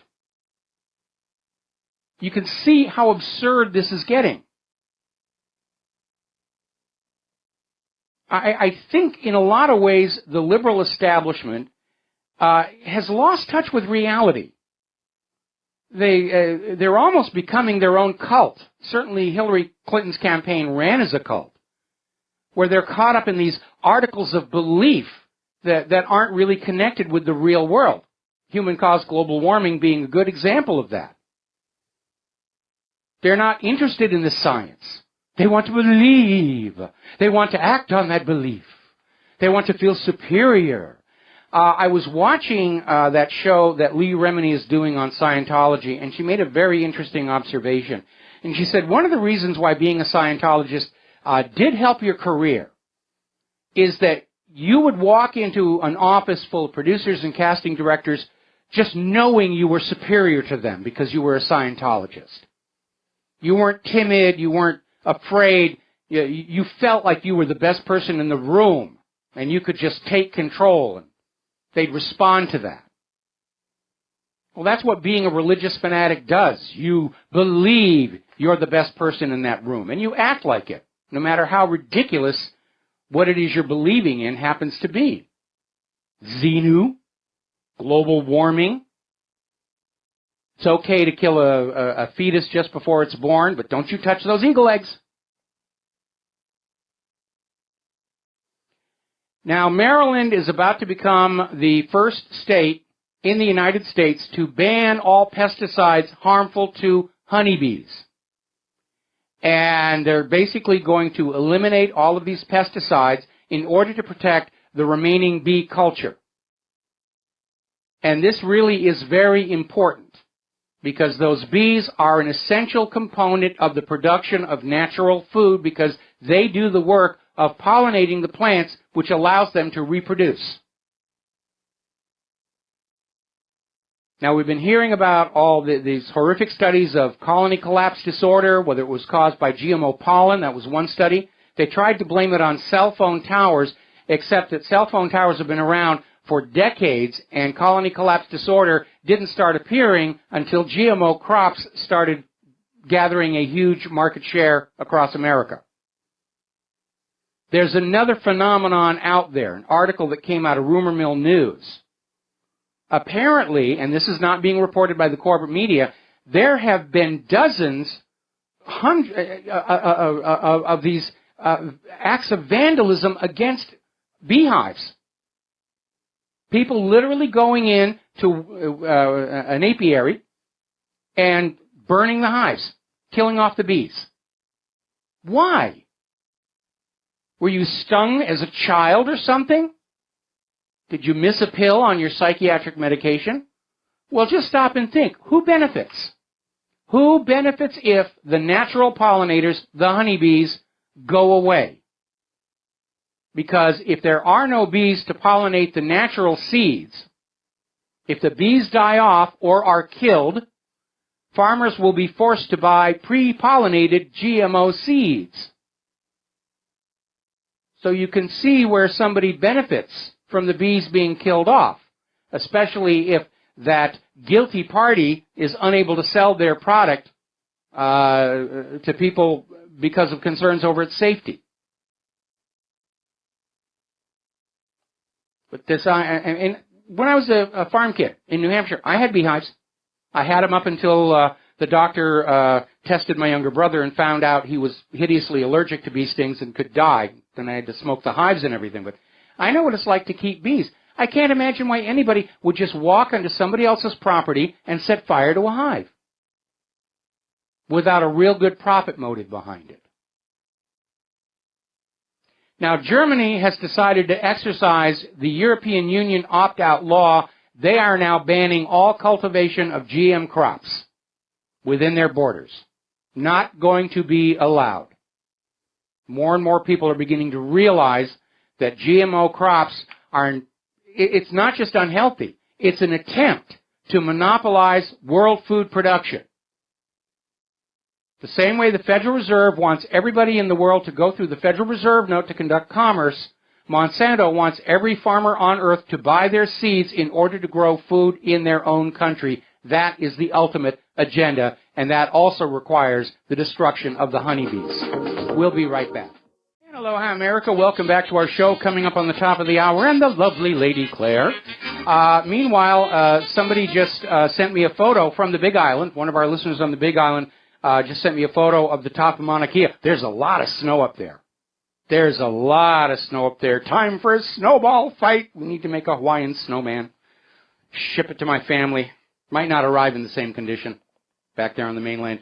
All right, we're going to take one phone call here before the top of the hour. Jeff in St. Paul, Minnesota. Aloha. Welcome to the show. What's on your mind?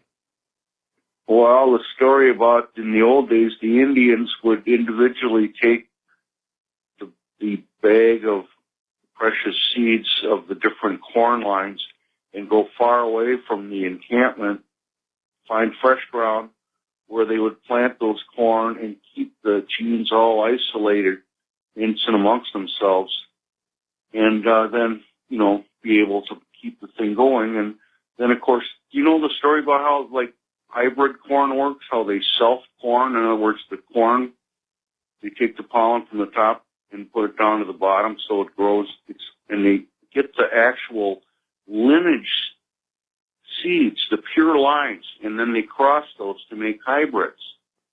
Yeah, I'm familiar with that. Of course, the Indians didn't understand what genes and DNA were. They simply observed when they did certain things certain ways, certain results would happen, and they would do that. But the issue here, however, is for the volume of food that needs to be produced to feed our current population, any kind of hand pollinization represents a huge cost in labor.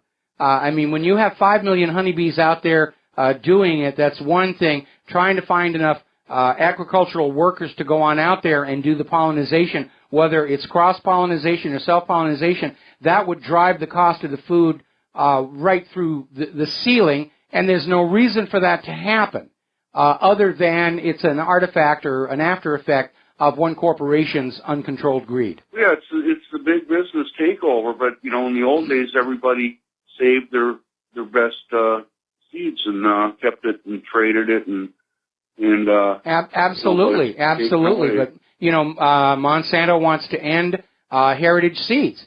Their contract with anybody who's been dumb enough to plant their GMO products are that you buy new seeds every single year. You don't save your seeds and replant them. That's a violation of the contract, and they can come in and take your farm. And maybe Trump will grow some corn at the White House. Well, and the White House has seen a lot of interesting things grown on it.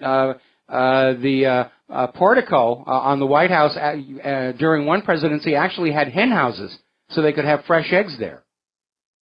Yeah, they have people have hens in Minneapolis now in the neighborhoods, and you can go and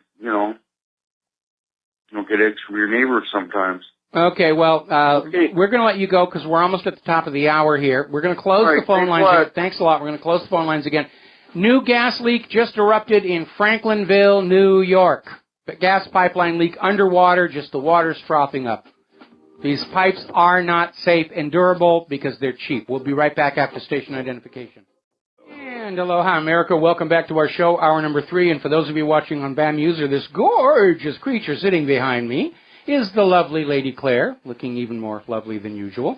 Thank you. And what is your first story today? Well, it's some troubling news on the economic front. Apparently, according to the number, multiple job holders hit new all-time high. And this is really troubling. And the number of multiple job holders, or people who are forced to hold more than one job due to insufficient wages or for other reasons. And it's here that the red light flashing came on, because while on a seasonally adjusted basis, the series rose once again by 61,000 to 7.8 million people. When looked on in an actual unadjusted basis, the number of multiple job holders increased again, rising by 57 and hitting 8.107 million, the highest number this century. And the problem is, when the government is calculating jobs, if you have one person working 3 jobs, they count it as 3 jobs. Yeah. I remember that back when George W. Bush was president, and they were talking about the economic problems back then, and he was talking to this woman who was saying that she had to work 3 jobs, and all Bush could say, well, isn't that wonderful? What a land of opportunity that you could find 3 jobs. Please. And that number, coupled with the reality that 95 million American workers, Mike, are no longer participating in the labor market, it just doesn't look good. No, it doesn't look good at all. And as I was mentioning earlier in the show, the corporate media is trying to create this idea that Donald Trump is inheriting an economy that's in wonderful shape. The stock market's been soaring. Unemployment is down to 4.7%. And that's because everybody knows it's going to crash at some point. Yep. And they're going to dump the blame for it on Donald Trump, the way the Depression of the 1930s was blamed on Herbert Hoover, even though the Depression, what led to the Depression, happened long before he was able to take office. Yeah, absolutely. Now I'd like to bop over to Turkey. And apparently Erdogan has demanded that his Turkish citizens exchange their dollar to gold and Turkish lira. And early this morning, in yet another session of panicked selling, the Turkish lira crashed to a new low of just shy of U.S. Department of Treasury 3.60, and for a second or so went bidless as the currency plunged nearly 400 pips in seconds, after Turkish President Recep Erdogan said the path for investors will be opened with lower interest rates, and urged the central bank to imitate Japan and the U.S., where rates are low, and made the observation, why should we go around 14-15%? Well, unfortunately for Erdogan, the answer is simple. The currency tends to drop when an economy is seen as weak, the political regime unstable, and, yes, a central bank cuts rates, which Turkey, as shown in the chart, it's in the article, cannot afford if it hopes to maintain a stable economy, with the lira already at all-time lows. Now, Mike, my question on this, how can Erdogan actually force the Turkish people to do this except for some dubious executive decree under the still existing emergency powers he possesses? And if he does that, how is he going to get the Turkish people to comply? House-to-house raids by the Turkish military? Well, that's where the whole thing falls apart, is enforcing compliance. And you need to remember that when Franklin Roosevelt outlawed private gold ownership, they didn't enforce it. A lot of people held on to their gold illegally, but enough people voluntarily turned it in to meet the needs to get the banks saved and everything. And this may be the case in Turkey, where they're just expecting 60 to 70% of the people will go along with this, and that's enough for our purposes. I don't know if I'd bet on that level of compliance, considering how ticked off the Turkish people are with their government right now. And a couple more articles about the economy, this time going into Europe and that repercussion. Apparently, the Deutsche Bank stock slides after cutting off 3,400 non-strategic trading clients. This is not good. In September, headlines of Deutsche Bank trading clients pulling collateral sparked grave concern over the world's most systemically dangerous bank. Today, the stock is sliding once again, and as Wall Street Journal reports, the bank said it would cease providing some coverage for about 3,400 actively trading clients in its global markets divisions, according to a memo sent to equity staffs. And Mike, to me, this looks double plus and good for the Deutsche Bank. And it does. We're going to start seeing a lot of mid-level executives accidentally walk off parking structures again. And added to the reality that Italy's banks are in serious trouble and the European economy may be on its way to a terrible spin-out, it could possibly take the U.S. economy with it. And apparently, this referendum on Sunday, if it fails, up to 8 Italian banks may fail. Well, the poll numbers are narrowing, and again, election fraud is hardly something that is unique to the United States of America. Oh, no. But at this point, it's a waiting game. We're seeing Brussels is totally defensive. They're fending off countries trying to leave. They're trying to plug the economic holes. But sooner or later, there's going to be something that happens they're simply not going to be able to deal with. Yeah. It's an inevitability at this point. Could happen on Sunday. Yeah. They might steal the election for Renzi. But there'll be something else down the road where they're simply going to run out of options. Right, right. We're going to take a second here to do a shout-out to our on-air affiliates who are just now rejoining the network. The lovely Lady Claire is with us for our third and final hour this Kaahumanu Friday. And what is your next story, my lady love? Well, this isn't looking good. Apparently, Iran is threatening to walk away from the P5+1 nuclear deal in retaliation for new sanctions. And they're threatening to walk and pursue forms of retaliation, including a national boycott of American goods, as a result of Congress's overwhelming vote yesterday to level new sanctions against Iran for another 10 years. Well, here's the thing. Yeah. Iran complied with all of the requirements of the P5+1 deal. They kept their word. And the United States has not kept their side of the bargain. And the displayed attitude coming out of Washington, D.C. and Israel and the Congress is, well, yes, they're doing what we want, but they're not doing it fast enough. You know, they got a bad attitude. We still don't trust them, and therefore we don't have to keep our side of the bargain. The damage from this is way beyond Iran. The damage from this is every other country on earth now understands that if you sign a treaty with the United States of America, it isn't worth the ink that was in the pen that signed it. Yep. The U.S. government goes back on their promises. And that's going to make whoever does wind up being Trump's Secretary of State, it's going to make their job a lot more difficult. Yeah. How do we go back on out and reestablish that you can do business with the U.S. government, that they can be trusted to keep their commitments to you? That's going to be really, really difficult to do. Well, it looks to me, from my perspective, that this approval of these sanctions was a carefully crafted tactic by the U.S. Senate to anger the Iranian leadership to the point where they're going to walk away, restart their nuclear weapons programs as the justification for the U.S. ultimately declaring war against Iran, which will almost certainly, Mike, mean war with Russia. Remember back in 2005 when General Wesley Clark blew the whistle on this, on this U.S. plan to take control of all the resource-rich areas of the world, to shackle them to the U.S. dollar, and the last one on the list was Iran. Yep. The U.S. government has wanted a war on Iran going back at least to 2005 and probably before that as well. And, of course, Israel has always wanted the U.S. to go in and destroy Iran for them.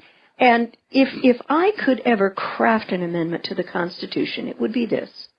when all congressional candidates declare their candidacy, that is the moment when one of their kids must enlist in the armed forces in units most likely to see frontline action. I'm almost willing to bet that this would dampen congressional ardor and lust for war, because this time with their kids tasked to participate in combat, it's personal. It's not just other people's kids getting killed and maimed for life, acceptable collateral damage, ultimately for corporate profit, but potentially will be their own. I think that would perhaps change the way in which the United States attempts to resolve its geopolitical differences. You know, I miss the good old days when national leaders would lead their own armies into battle, whether it was Alexander the Great or Napoleon, and I think we ought to go back to that system. If there's going to be a war, the President of the United States, who is the Commander-in-Chief, should be out there commanding from the front. I would agree, absolutely. And speaking of war, this is a very interesting and ironic development to me. Apparently, Henry Kissinger and Zbigniew Brzezinski are going to be honored by the Nobel Institute and Oslo universities. These two guys have been behind, immense wars: Iran, Afghanistan, Vietnam, Cambodia, Laos, and regime change against Allende in Chile. And they will be speaking at the first of a new event, the Nobel Peace Prize Forum in Oslo, created by the Nobel Institute. Well, I mean, at this point, the Nobel Peace Prize has become a joke. It's a gold thing that's handed out to the warmongers to convince you that you should listen to this person and pay no attention to these over here. Listen to the global warming scientist. He's got awards and plaques, and he's been on TV. And don't listen to the people who are talking about the snow and ice, because they just drive the snow plow. How the heck would they know? Yeah, right. But I thought it just bitterly ironic that these people would be honored, and yet people who actually have been working and continue to work for peace on this planet are just getting ignored. Absolutely. I mean, it was a joke when they gave the Peace Prize to Obama. It was a joke when they gave it to Al Gore. They gave it to the group that Al Gore was representing. Right. Gore himself did not win the Nobel Peace Prize. He likes to claim that he did. But he was just there as the representative of the group who got it. But still, what has global warming got to do with peace in the first place? Hello. I mean, Alfred Nobel's got to be spinning in his grave right now. At warp speed, I'm sure. Yes. You know what we ought to do at What Really Happened, dear? What we ought to do? I think we ought to establish our own What Really Happened Peace Prize. I think that's a good idea. For people who are actually, they may be doing it quietly on the sidelines, but there are a lot of good people out there who are really working for a more peaceful, a more pleasant place where people can live and work in peace and without risk of being attacked by war. Aaron Watada, Ann Wright, Tulsi Gabbard. I mean, there's a huge list of people out there who are not being honored because they will not kowtow to the money junkies' war machine. And they will not support the corporate narrative. No. Yeah, I hear you. Well, I want to nominate you for a What Really Happened Peace Prize. Thank you, dear. I'd nominate you, but let's expand it outside the family. I think we ought to do that. And in a perfectly predictable manner, North Korea has rejected the UN resolution against it and vows stronger self-defense measures. North Korea's foreign minister said on Thursday it rejects the latest UN Security Council resolution imposing fresh sanctions against the country for its September nuclear test, saying it's being denied sovereignty and the right to survival. The North Korean ministry said in a statement that the country will now be taking a stronger self-defense measure in response to the resolution. Which probably explains why they had that huge artillery training exercise, 90 howitzers. I mean, this is a lot of howitzers. Palm to forehead moment. I mean, congrats, UN, for creating sanctions which are pushing North Korea into the polar opposite direction from where you say you want them to go. Smooth move. What needs to happen, what the UN, South Korea, Japan, China, and the U.S. should be doing, Mike, at this point, is getting Kim Jong-un and the North Korean government back to the negotiating table, negotiate in good faith, and present a real peace treaty to replace the existing armistice, which guarantees freedom of trade in exchange for North Korea stopping their nuclear weapons program and becoming a signatory to the NNPT.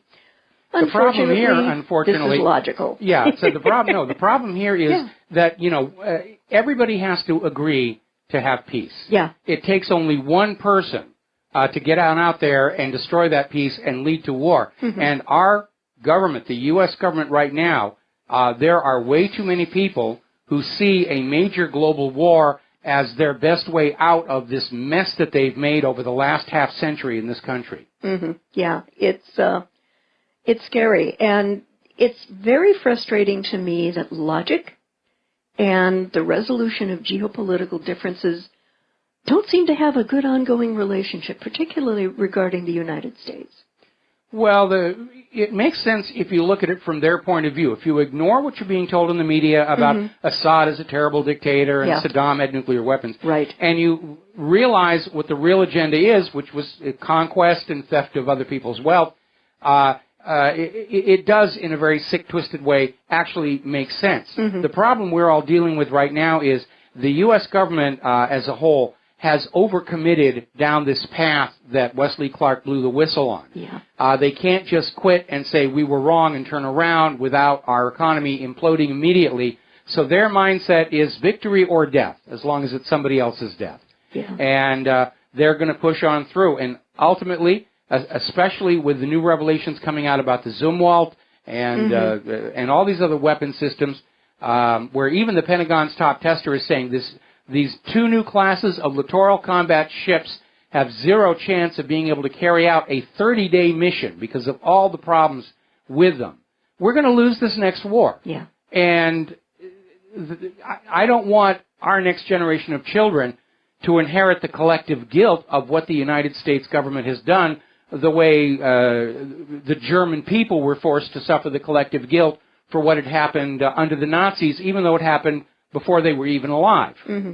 And I would spare our next generation that sorrow. Right. Another little note about the UN. Apparently, it has apologized for cholera spreading in Haiti, but not for causing it, which it did. Apparently, Secretary General Ban Ki-moon apologized Thursday for the U.S. not doing enough to contain the spread of a cholera outbreak in Haiti, but he stopped short of apologizing for bringing the disease to the Caribbean nation. Ban made his remarks in a speech announcing the UN's new approach to cholera in Haiti, which seeks to provide aid to communities affected by the disease, which has affected about 800,000 Haitians. That's a huge number, Mike, and killed over 9,000. On behalf of the United Nations, I want to say very clearly we apologize to the Haitian people. We simply did not do enough with regard to the cholera outbreak and its spread in Haiti. We are profoundly sorry for his role, Ban said, speaking first in Creole, then repeating himself in French and English.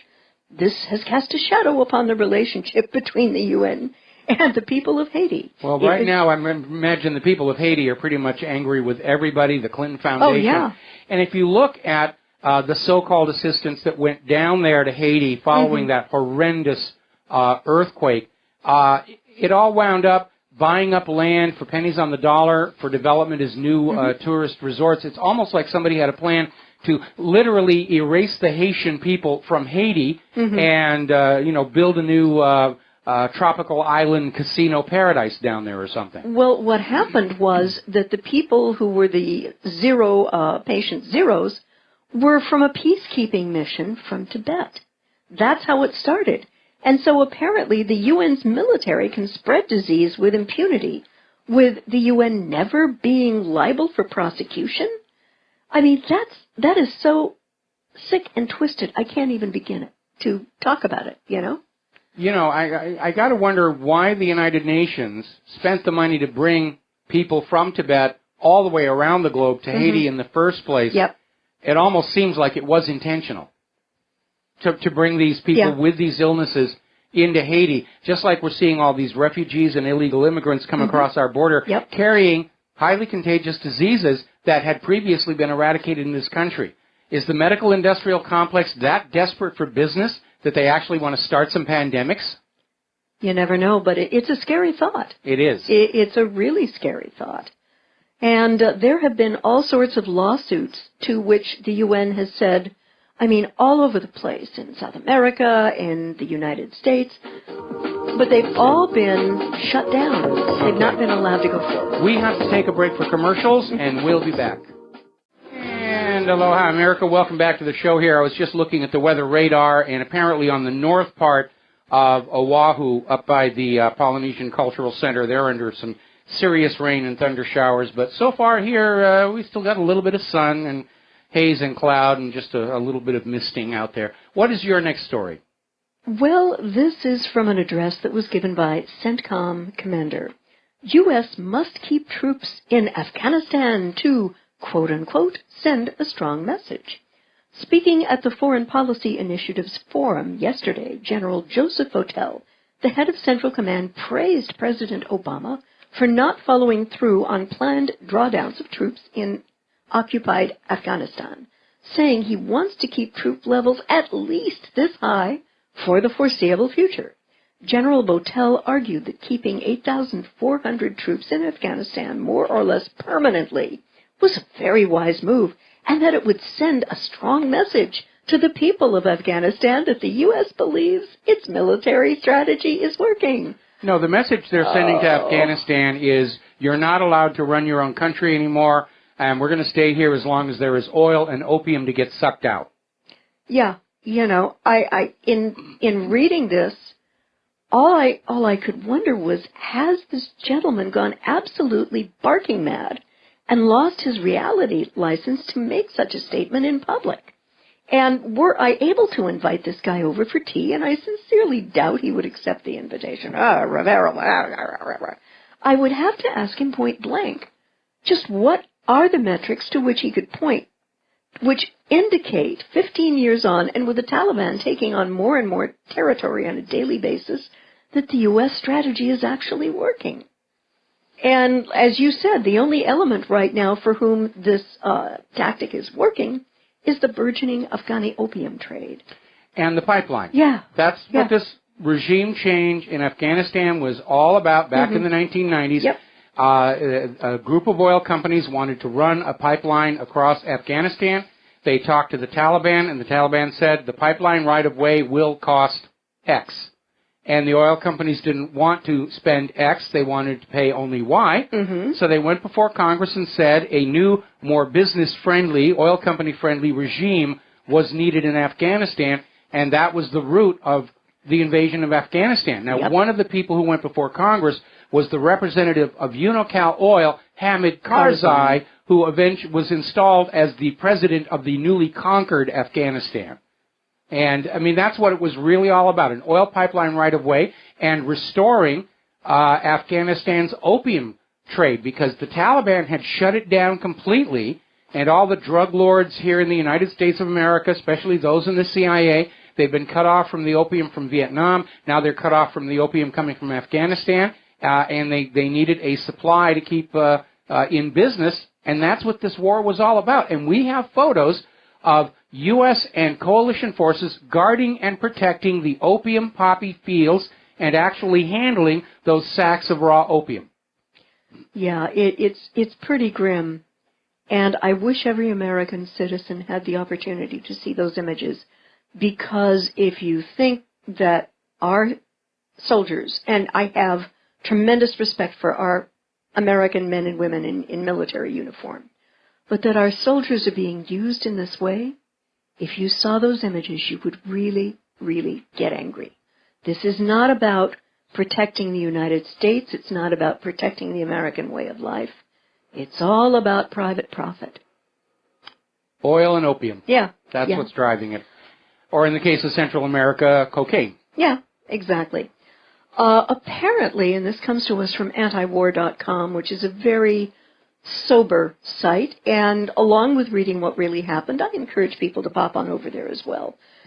The Pentagon, again, is underreporting civilians killed in Iraq and Syrian airstrikes. The latest in the occasional Pentagon statements on civilian deaths in the air wars in Iraq and Syria has claimed 54 civilians slain between March 31st and October 22nd, continuing the trend of official figures being massively lower than those reported by the local media. This puts the official death toll at 173 civilians for the entire air war. All right, we're going to take another break for commercials, and we'll be right back. And aloha, America. Welcome back to our show. And before I turn this microphone back over to Claire, during the commercial, I was watching the Fox News feed here, and they're talking about how the Syrian government and the Russians are making tremendous gains in Aleppo. And the talking head had this comment, the fall of Aleppo seems inevitable. And right there, that tells you which side the U.S. and its corporate media have been on. Mm-hmm. That of the hired terrorists trying to overthrow the legitimate government of Syria. Because otherwise they'd say Aleppo's on the verge of liberation. Yes. Yeah, it's very interesting how that got put. You know, and they're also covering the referendum in Italy. They're calling it Italy's Brexit. And apparently they're all screaming that if the no camp wins the referendum, the banks are going to crash and so forth and so on. And Italy's prime minister is now saying he's going to resign. It's an ugly situation. Your next story would be? The UN is reporting that Iraq troop deaths are soaring with the Mosul invasion. Between Iraq's military militias and the Kurdish Peshmerga, some 50,000 troops have invaded the area around Mosul to take it back from the rebels. The Peshmerga is reporting that they lost a large hunk of fighters by themselves, with 1,600 killed and over 10,000 wounded since late October. That, of course, is only a fraction of the overall death toll for the month of November, as some 2,227 ISIS fighters have also been killed. Among civilians, the UN only counted 926 killed, but the figure is actually several hundred higher, with the UN continuing to exclude deaths in Anbar from their official figure. All told, those Anbarians don't count. Yeah. And all told, that puts the death toll right now at 5,719 for Iraq in November, which is roughly in line with October. The November figures show a six-fold increase in Iraqi troop deaths, with ISIS casualties on the decline. And these horrific numbers are President Bush's legacy of the war and occupation of Iraq. Yeah, the U.S. government's just made a mess of the world. Yeah. They have. And I think in the future, history books are going to say this was World War III. Mm-hmm. And fortunately, it looks like Trump is going to pull the plug on this. Apparently, during one of his speeches he made on part of his thank you tour, he said he's going to end the era of the U.S. toppling other people's governments. And I think that would be a big, big thing to accomplish. Yes. And give everybody a chance to rebuild their lives. Again, when you look at the caliber of people who have dominated our government for the last 30 years, these are people tied up with the drug trade. And when you realize that degree of criminality, you come to understand that they're going to do what they want to do, and they don't care who gets harmed. Yeah. Just like a regular street drugs dealer, he doesn't care if you overdose and die. He doesn't care if you have to rob a store to buy his or her product. It doesn't care if you wind up going to jail because of it. It's just all about the money and peddling the drugs. Mm-hmm. And when people like that acquire political power, which happened after Iran-Contra, they just operate the same way. They've done very well for themselves, and look what devastation they have done to the planet around them. It's just like when drugs come into a neighborhood and you see the entire neighborhood decline. We're seeing the same thing on a national and indeed global scale. Absolutely. Absolutely. Interesting little tidbit. The Obama administration is stiff-arming lawmakers questioning secret refugee deal with Australia. And nearly 2,500 refugees from terrorism hotspots around the world are bound for the U.S. after being rejected by Australia. But not even top lawmakers can get answers about who the heck they are. I mean, if you think about it very, very quick, Australia is a country that was started by prison convicts, mm-hmm. and they think these refugees are too dangerous to let in. Yeah. And yet Obama's going to open the gate and let them pour on through. And they're bound to the U.S. They were rejected by Australia, but top lawmakers can't get straight answers about who they are. And in an unprecedented move, the U.S. State Department has classified details on these refugees to be resettled in America via a secret deal made with Australian Prime Minister Malcolm Turnbull, called a one-off, as classified. So, okay, so we have all these people who originated in these terror hotspots filled with people who hate the U.S. government. They couldn't get into Australia. They're coming here to the United States of America, and the U.S. government is classifying their identities so that police cannot find and keep an eye on these people. This is probably the worst abuse of classification ever since 9/11 itself, when the U.S. government classified the evidence that the dancing Israelis were linked to 9/11 itself. Are they planning a new 9/11 that's going to involve all of these terrorist refugees? Are they the next false flag? They're going to blow up bombs all across the country? And is that why the U.S. government is protecting them? I don't know. Now, I have posted many times about the horrific conditions on Nauru, which a lot of these people and their kids are being held. It is a black eye against the core Australian values of freedom and compassion, and I kind of asked out loud for at least a little degree of sympathy for the children who had no choice but to follow their parents. And I advocated for the Australian government to consider partnering with various international adoption agencies. Because you look at some of these kids, you see the brightness, they're cute, they could get adopted into loving homes that could give them hope and a future. But the fact that Obama did this with his normal graceless hubris, essentially bypassing Congress, does give me a pause for concern. And, Mike, I have to ask the question, how great is the vetting these people are going to get, considering that the Somali immigrant refugee Abdul Razak Ali Artan, who stabbed a bunch of college students recently at Ohio State University, was also vetted by this very same U.S. government, which concluded that he was of utterly no risk to the American public. Going on. The Australians have already vetted him and said, these people are dangerous, we're not going to let them in. So if Obama is letting them in, clearly he's bypassing the vetting process. It's insane. Are they trying to smuggle a terrorist army into this country before Donald Trump can take office? But it's scary, the absolute lack of responsibility and lack of accountability that this administration has demonstrated through the past 8 years. It's really even awful. more than that, it may be, the establishment as a whole, they don't want Donald Trump in the White House. They're doing everything that they can to keep him out. There's still Hail Mary pass at this Electoral College nonsense. But if Trump is inaugurated in January, I think what we're seeing is they're setting up for him to fail spectacularly. I mean, all this propaganda in the corporate media about how the U.S. economy is wonderful and Obama's done a really great job and Donald Trump's inheriting this wonderful economy so that when it does come apart, they can say, oh, well, we handed him a great economy. Look how bad this outsider Donald Trump just messed it up, and it proves we should never have anybody but professional politicians in the political elite.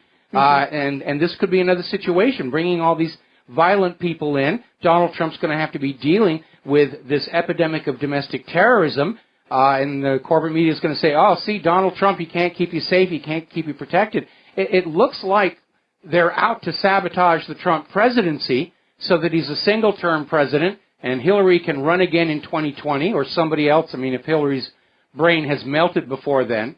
But it's all about the establishment reasserting its control and slapping down the American people and say, don't you dare think that any one of you could ever be president.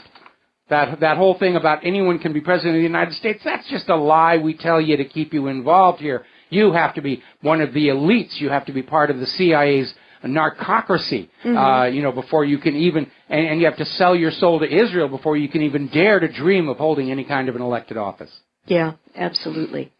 There has been a very interesting charge against the Saudi government by a gentleman who is currently in Gitmo. And he's charging that the Saudi Arabia's terrorist rehab facility is actually a secret radicalization program. And this guy is an accused al-Qaeda bomb maker detained at Gitmo. And he has claimed, because he was talking to the parole board at Gitmo, you guys want to send me back to Saudi Arabia because you believe that there is a de-radicalization program. Well, on the surface, maybe. But make no mistake, underneath there is a hidden radicalization program. Now, this place is called the Prince Mohammed bin Naif Counseling and Care Center in Riyadh, and it claims that it's deactivating jihadists through a 12-step program to help them reintegrate with society. So if you don't blow up a school bus for a week, you get a little plastic tag? A little participation plan, you know. But apparently the Crown Prince is looking to, according to this gentleman, recruit these men away from pure jihad to working for the state of Saudi Arabia. Now, Mike, if in fact these accusations prove to be true, it's really time for the U.S. government to cut loose from its geopolitical frenemy. The damage this country has done to the Middle East and beyond by embracing a very violent Wahhabist interpretation of the Quran and Hadith has been incalculable. I mean, you take a look at the devastation in Yemen. Children who are starving to death, children who are getting mowed down in Saudi military operations. Are these really our friends? I mean, come on. Well, you know, they're thugs, but there are thugs. I mean, Yeah. the same thing with Qatar. Yeah. And, again, the U.S. and Saudi Arabia have been tied together economically going back to the petrodollar deal, following Richard Nixon's ending of gold convertibility for the U.S. Federal Reserve note. And the reality is Saudi Arabia grew rich off the petrodollar deal. They're in economic trouble now because of the U.S. oil price war against Russia. But they still have huge amounts of investments in this country, which buys them a lot of leverage. Now, certainly Israel would like to find a way to break off relations between the U.S. and Saudi Arabia, because Saudi Arabia has influence because they're pouring money into our country, as opposed to Israel, which is grabbing it out, trying to maintain control and influence even as it sucks this country dry. Yeah. And so I think a lot of this Saudi Arabia attacks and bashing and accusation can be traced back to Israel, which definitely wants to make us enemies. And I remember somebody once said a quote that, Israel is our only friend in the Middle East. That's funny because before Israel was created, the U.S. didn't have any enemies in the Middle East. Yep. And today we're in this polarized world where supposedly Israel is our only friend, but Israel goes out to turn everybody into enemies of each other. And I can't think of a better example of that than Israel's attack on the USS Liberty, trying to sink the ship and blame Egypt for it to make Egypt and the United States enemies. That's how it gets done. And we know that certainly when 9/11 happened, there was a tremendous effort to blame Saudi Arabia for it, which kind of fell apart. But this is how Israel likes to operate. Create an atrocity and blame somebody for it in order to destroy diplomatic relations so that the U.S. is dependent on Israel for any influence in the Middle East. Yeah. It's nasty. I'd like to also spend a little bit more time regarding Syria. And it came from blacklistednews.com, another resource that is usually pretty clear and clean and sober, and I would urge our readers and listeners to think about bobbing over there once in a while. And the title of this article is "The Battle for Aleppo is Over. Now the Real War has Begun." And apparently within hours of the news that Sunni militant resistance in eastern Aleppo had collapsed, the U.S. House passed House Bill number 5732, authorizing an investigation into creating a no-fly zone over Syria. In other words, the U.S. House is looking for ways to start a hot war in Syria with Russia. Now, this could just be more impotent saber-rattling by a fading group of backbencher conservatives. Think Lindsey Graham and John McCain. But it's something that needs to be looked at and paid attention to all the way. The goal of this no-fly zone is to implement the Plan B strategy to break Syria up to balkanize it into two separate countries. Then they can create some form of Greater Kurdistan across parts of Syria, Iraq, Iran, and eastern Turkey. Now, Russia's deployment of S-300 and S-400 missile defense systems around Syria and delivering them to Iran is an important countermove to squelch this plan. Now, we at What Really Happened have mentioned many times the possibility of an outgoing Obama administration gifting President-elect Trump with one, if not two wars, before he's even had the opportunity to take the oath of office. And Mike, I think you would agree with me that the time right now between now and the 20th of January, when Trump does take the oath of office, is one of the most critically dangerous times in the history of this country. I would agree. Now, Russia and China are showing restraint because they understand things are about to change in the U.S.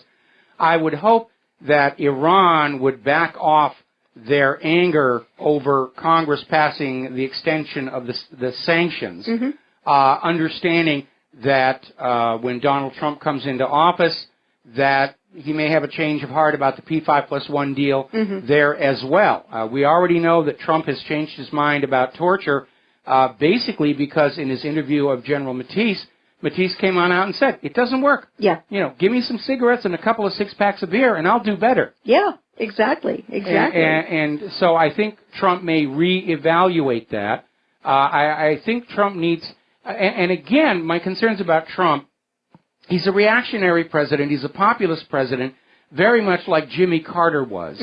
And just like Jimmy Carter, too much of Trump's worldview is based on what he's been seeing in the corporate media all during his life. Right. And he needs one of his advisors to come up and just say, Donald, everything that was on that newspaper page, everything that was on that TV screen, everything that came out of that radio, it was all a lot of nonsense, and you need to go back and find out for yourself what's really going on.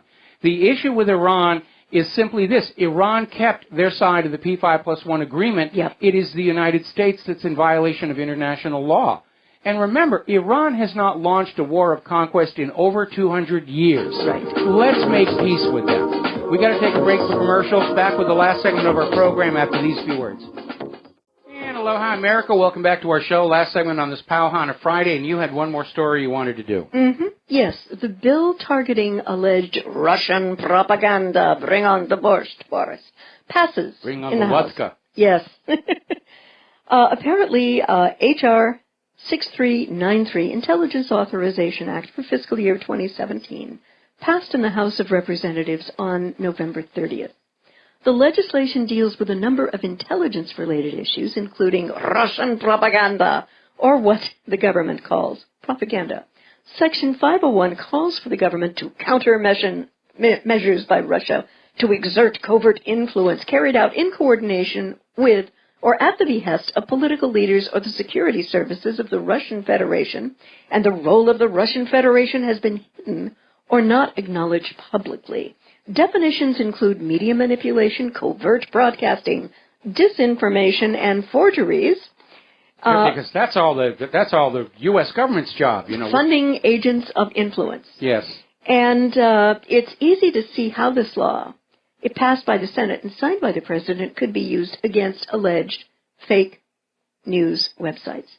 Including this one. I'm on the Washington Post list.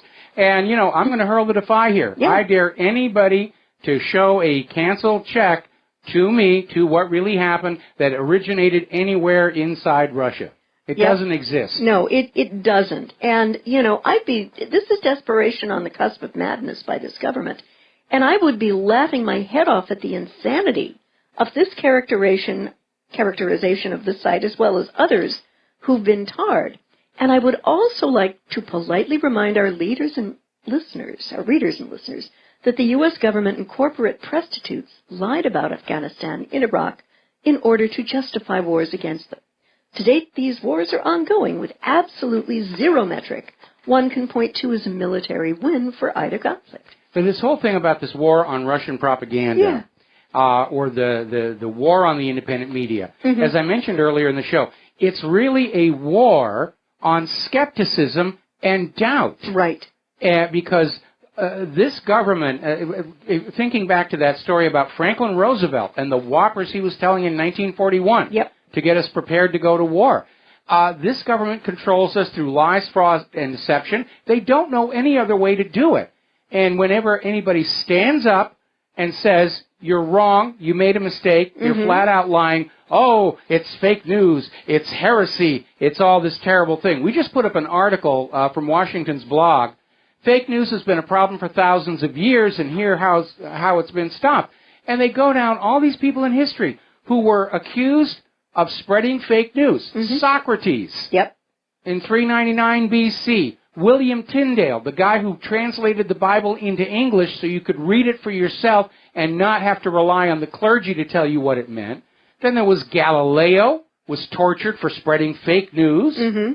I mean, that's what's going on. The book burnings by the Nazis, and today this attack on the independent media is the digital equivalent of the Nazi book burning. And they've got a hard sell because too many people know about all the lies they've been fed by the corporate media and the government. And that's a heck of a thing for them to overcome. Yes. Anyway, there's the music. It's time for us to get on out of here and have a relaxing afternoon waiting for the storms to come on in. Have a good weekend. Remember, you are all part of the independent media. Take what you learn here. Share it with everybody that you know. Be gentle, one little fact at a time. Don't overwhelm them and throw them into a panic so that they run to their safe room and play with the Play-Doh. We'll be back on Monday. Aloha, America.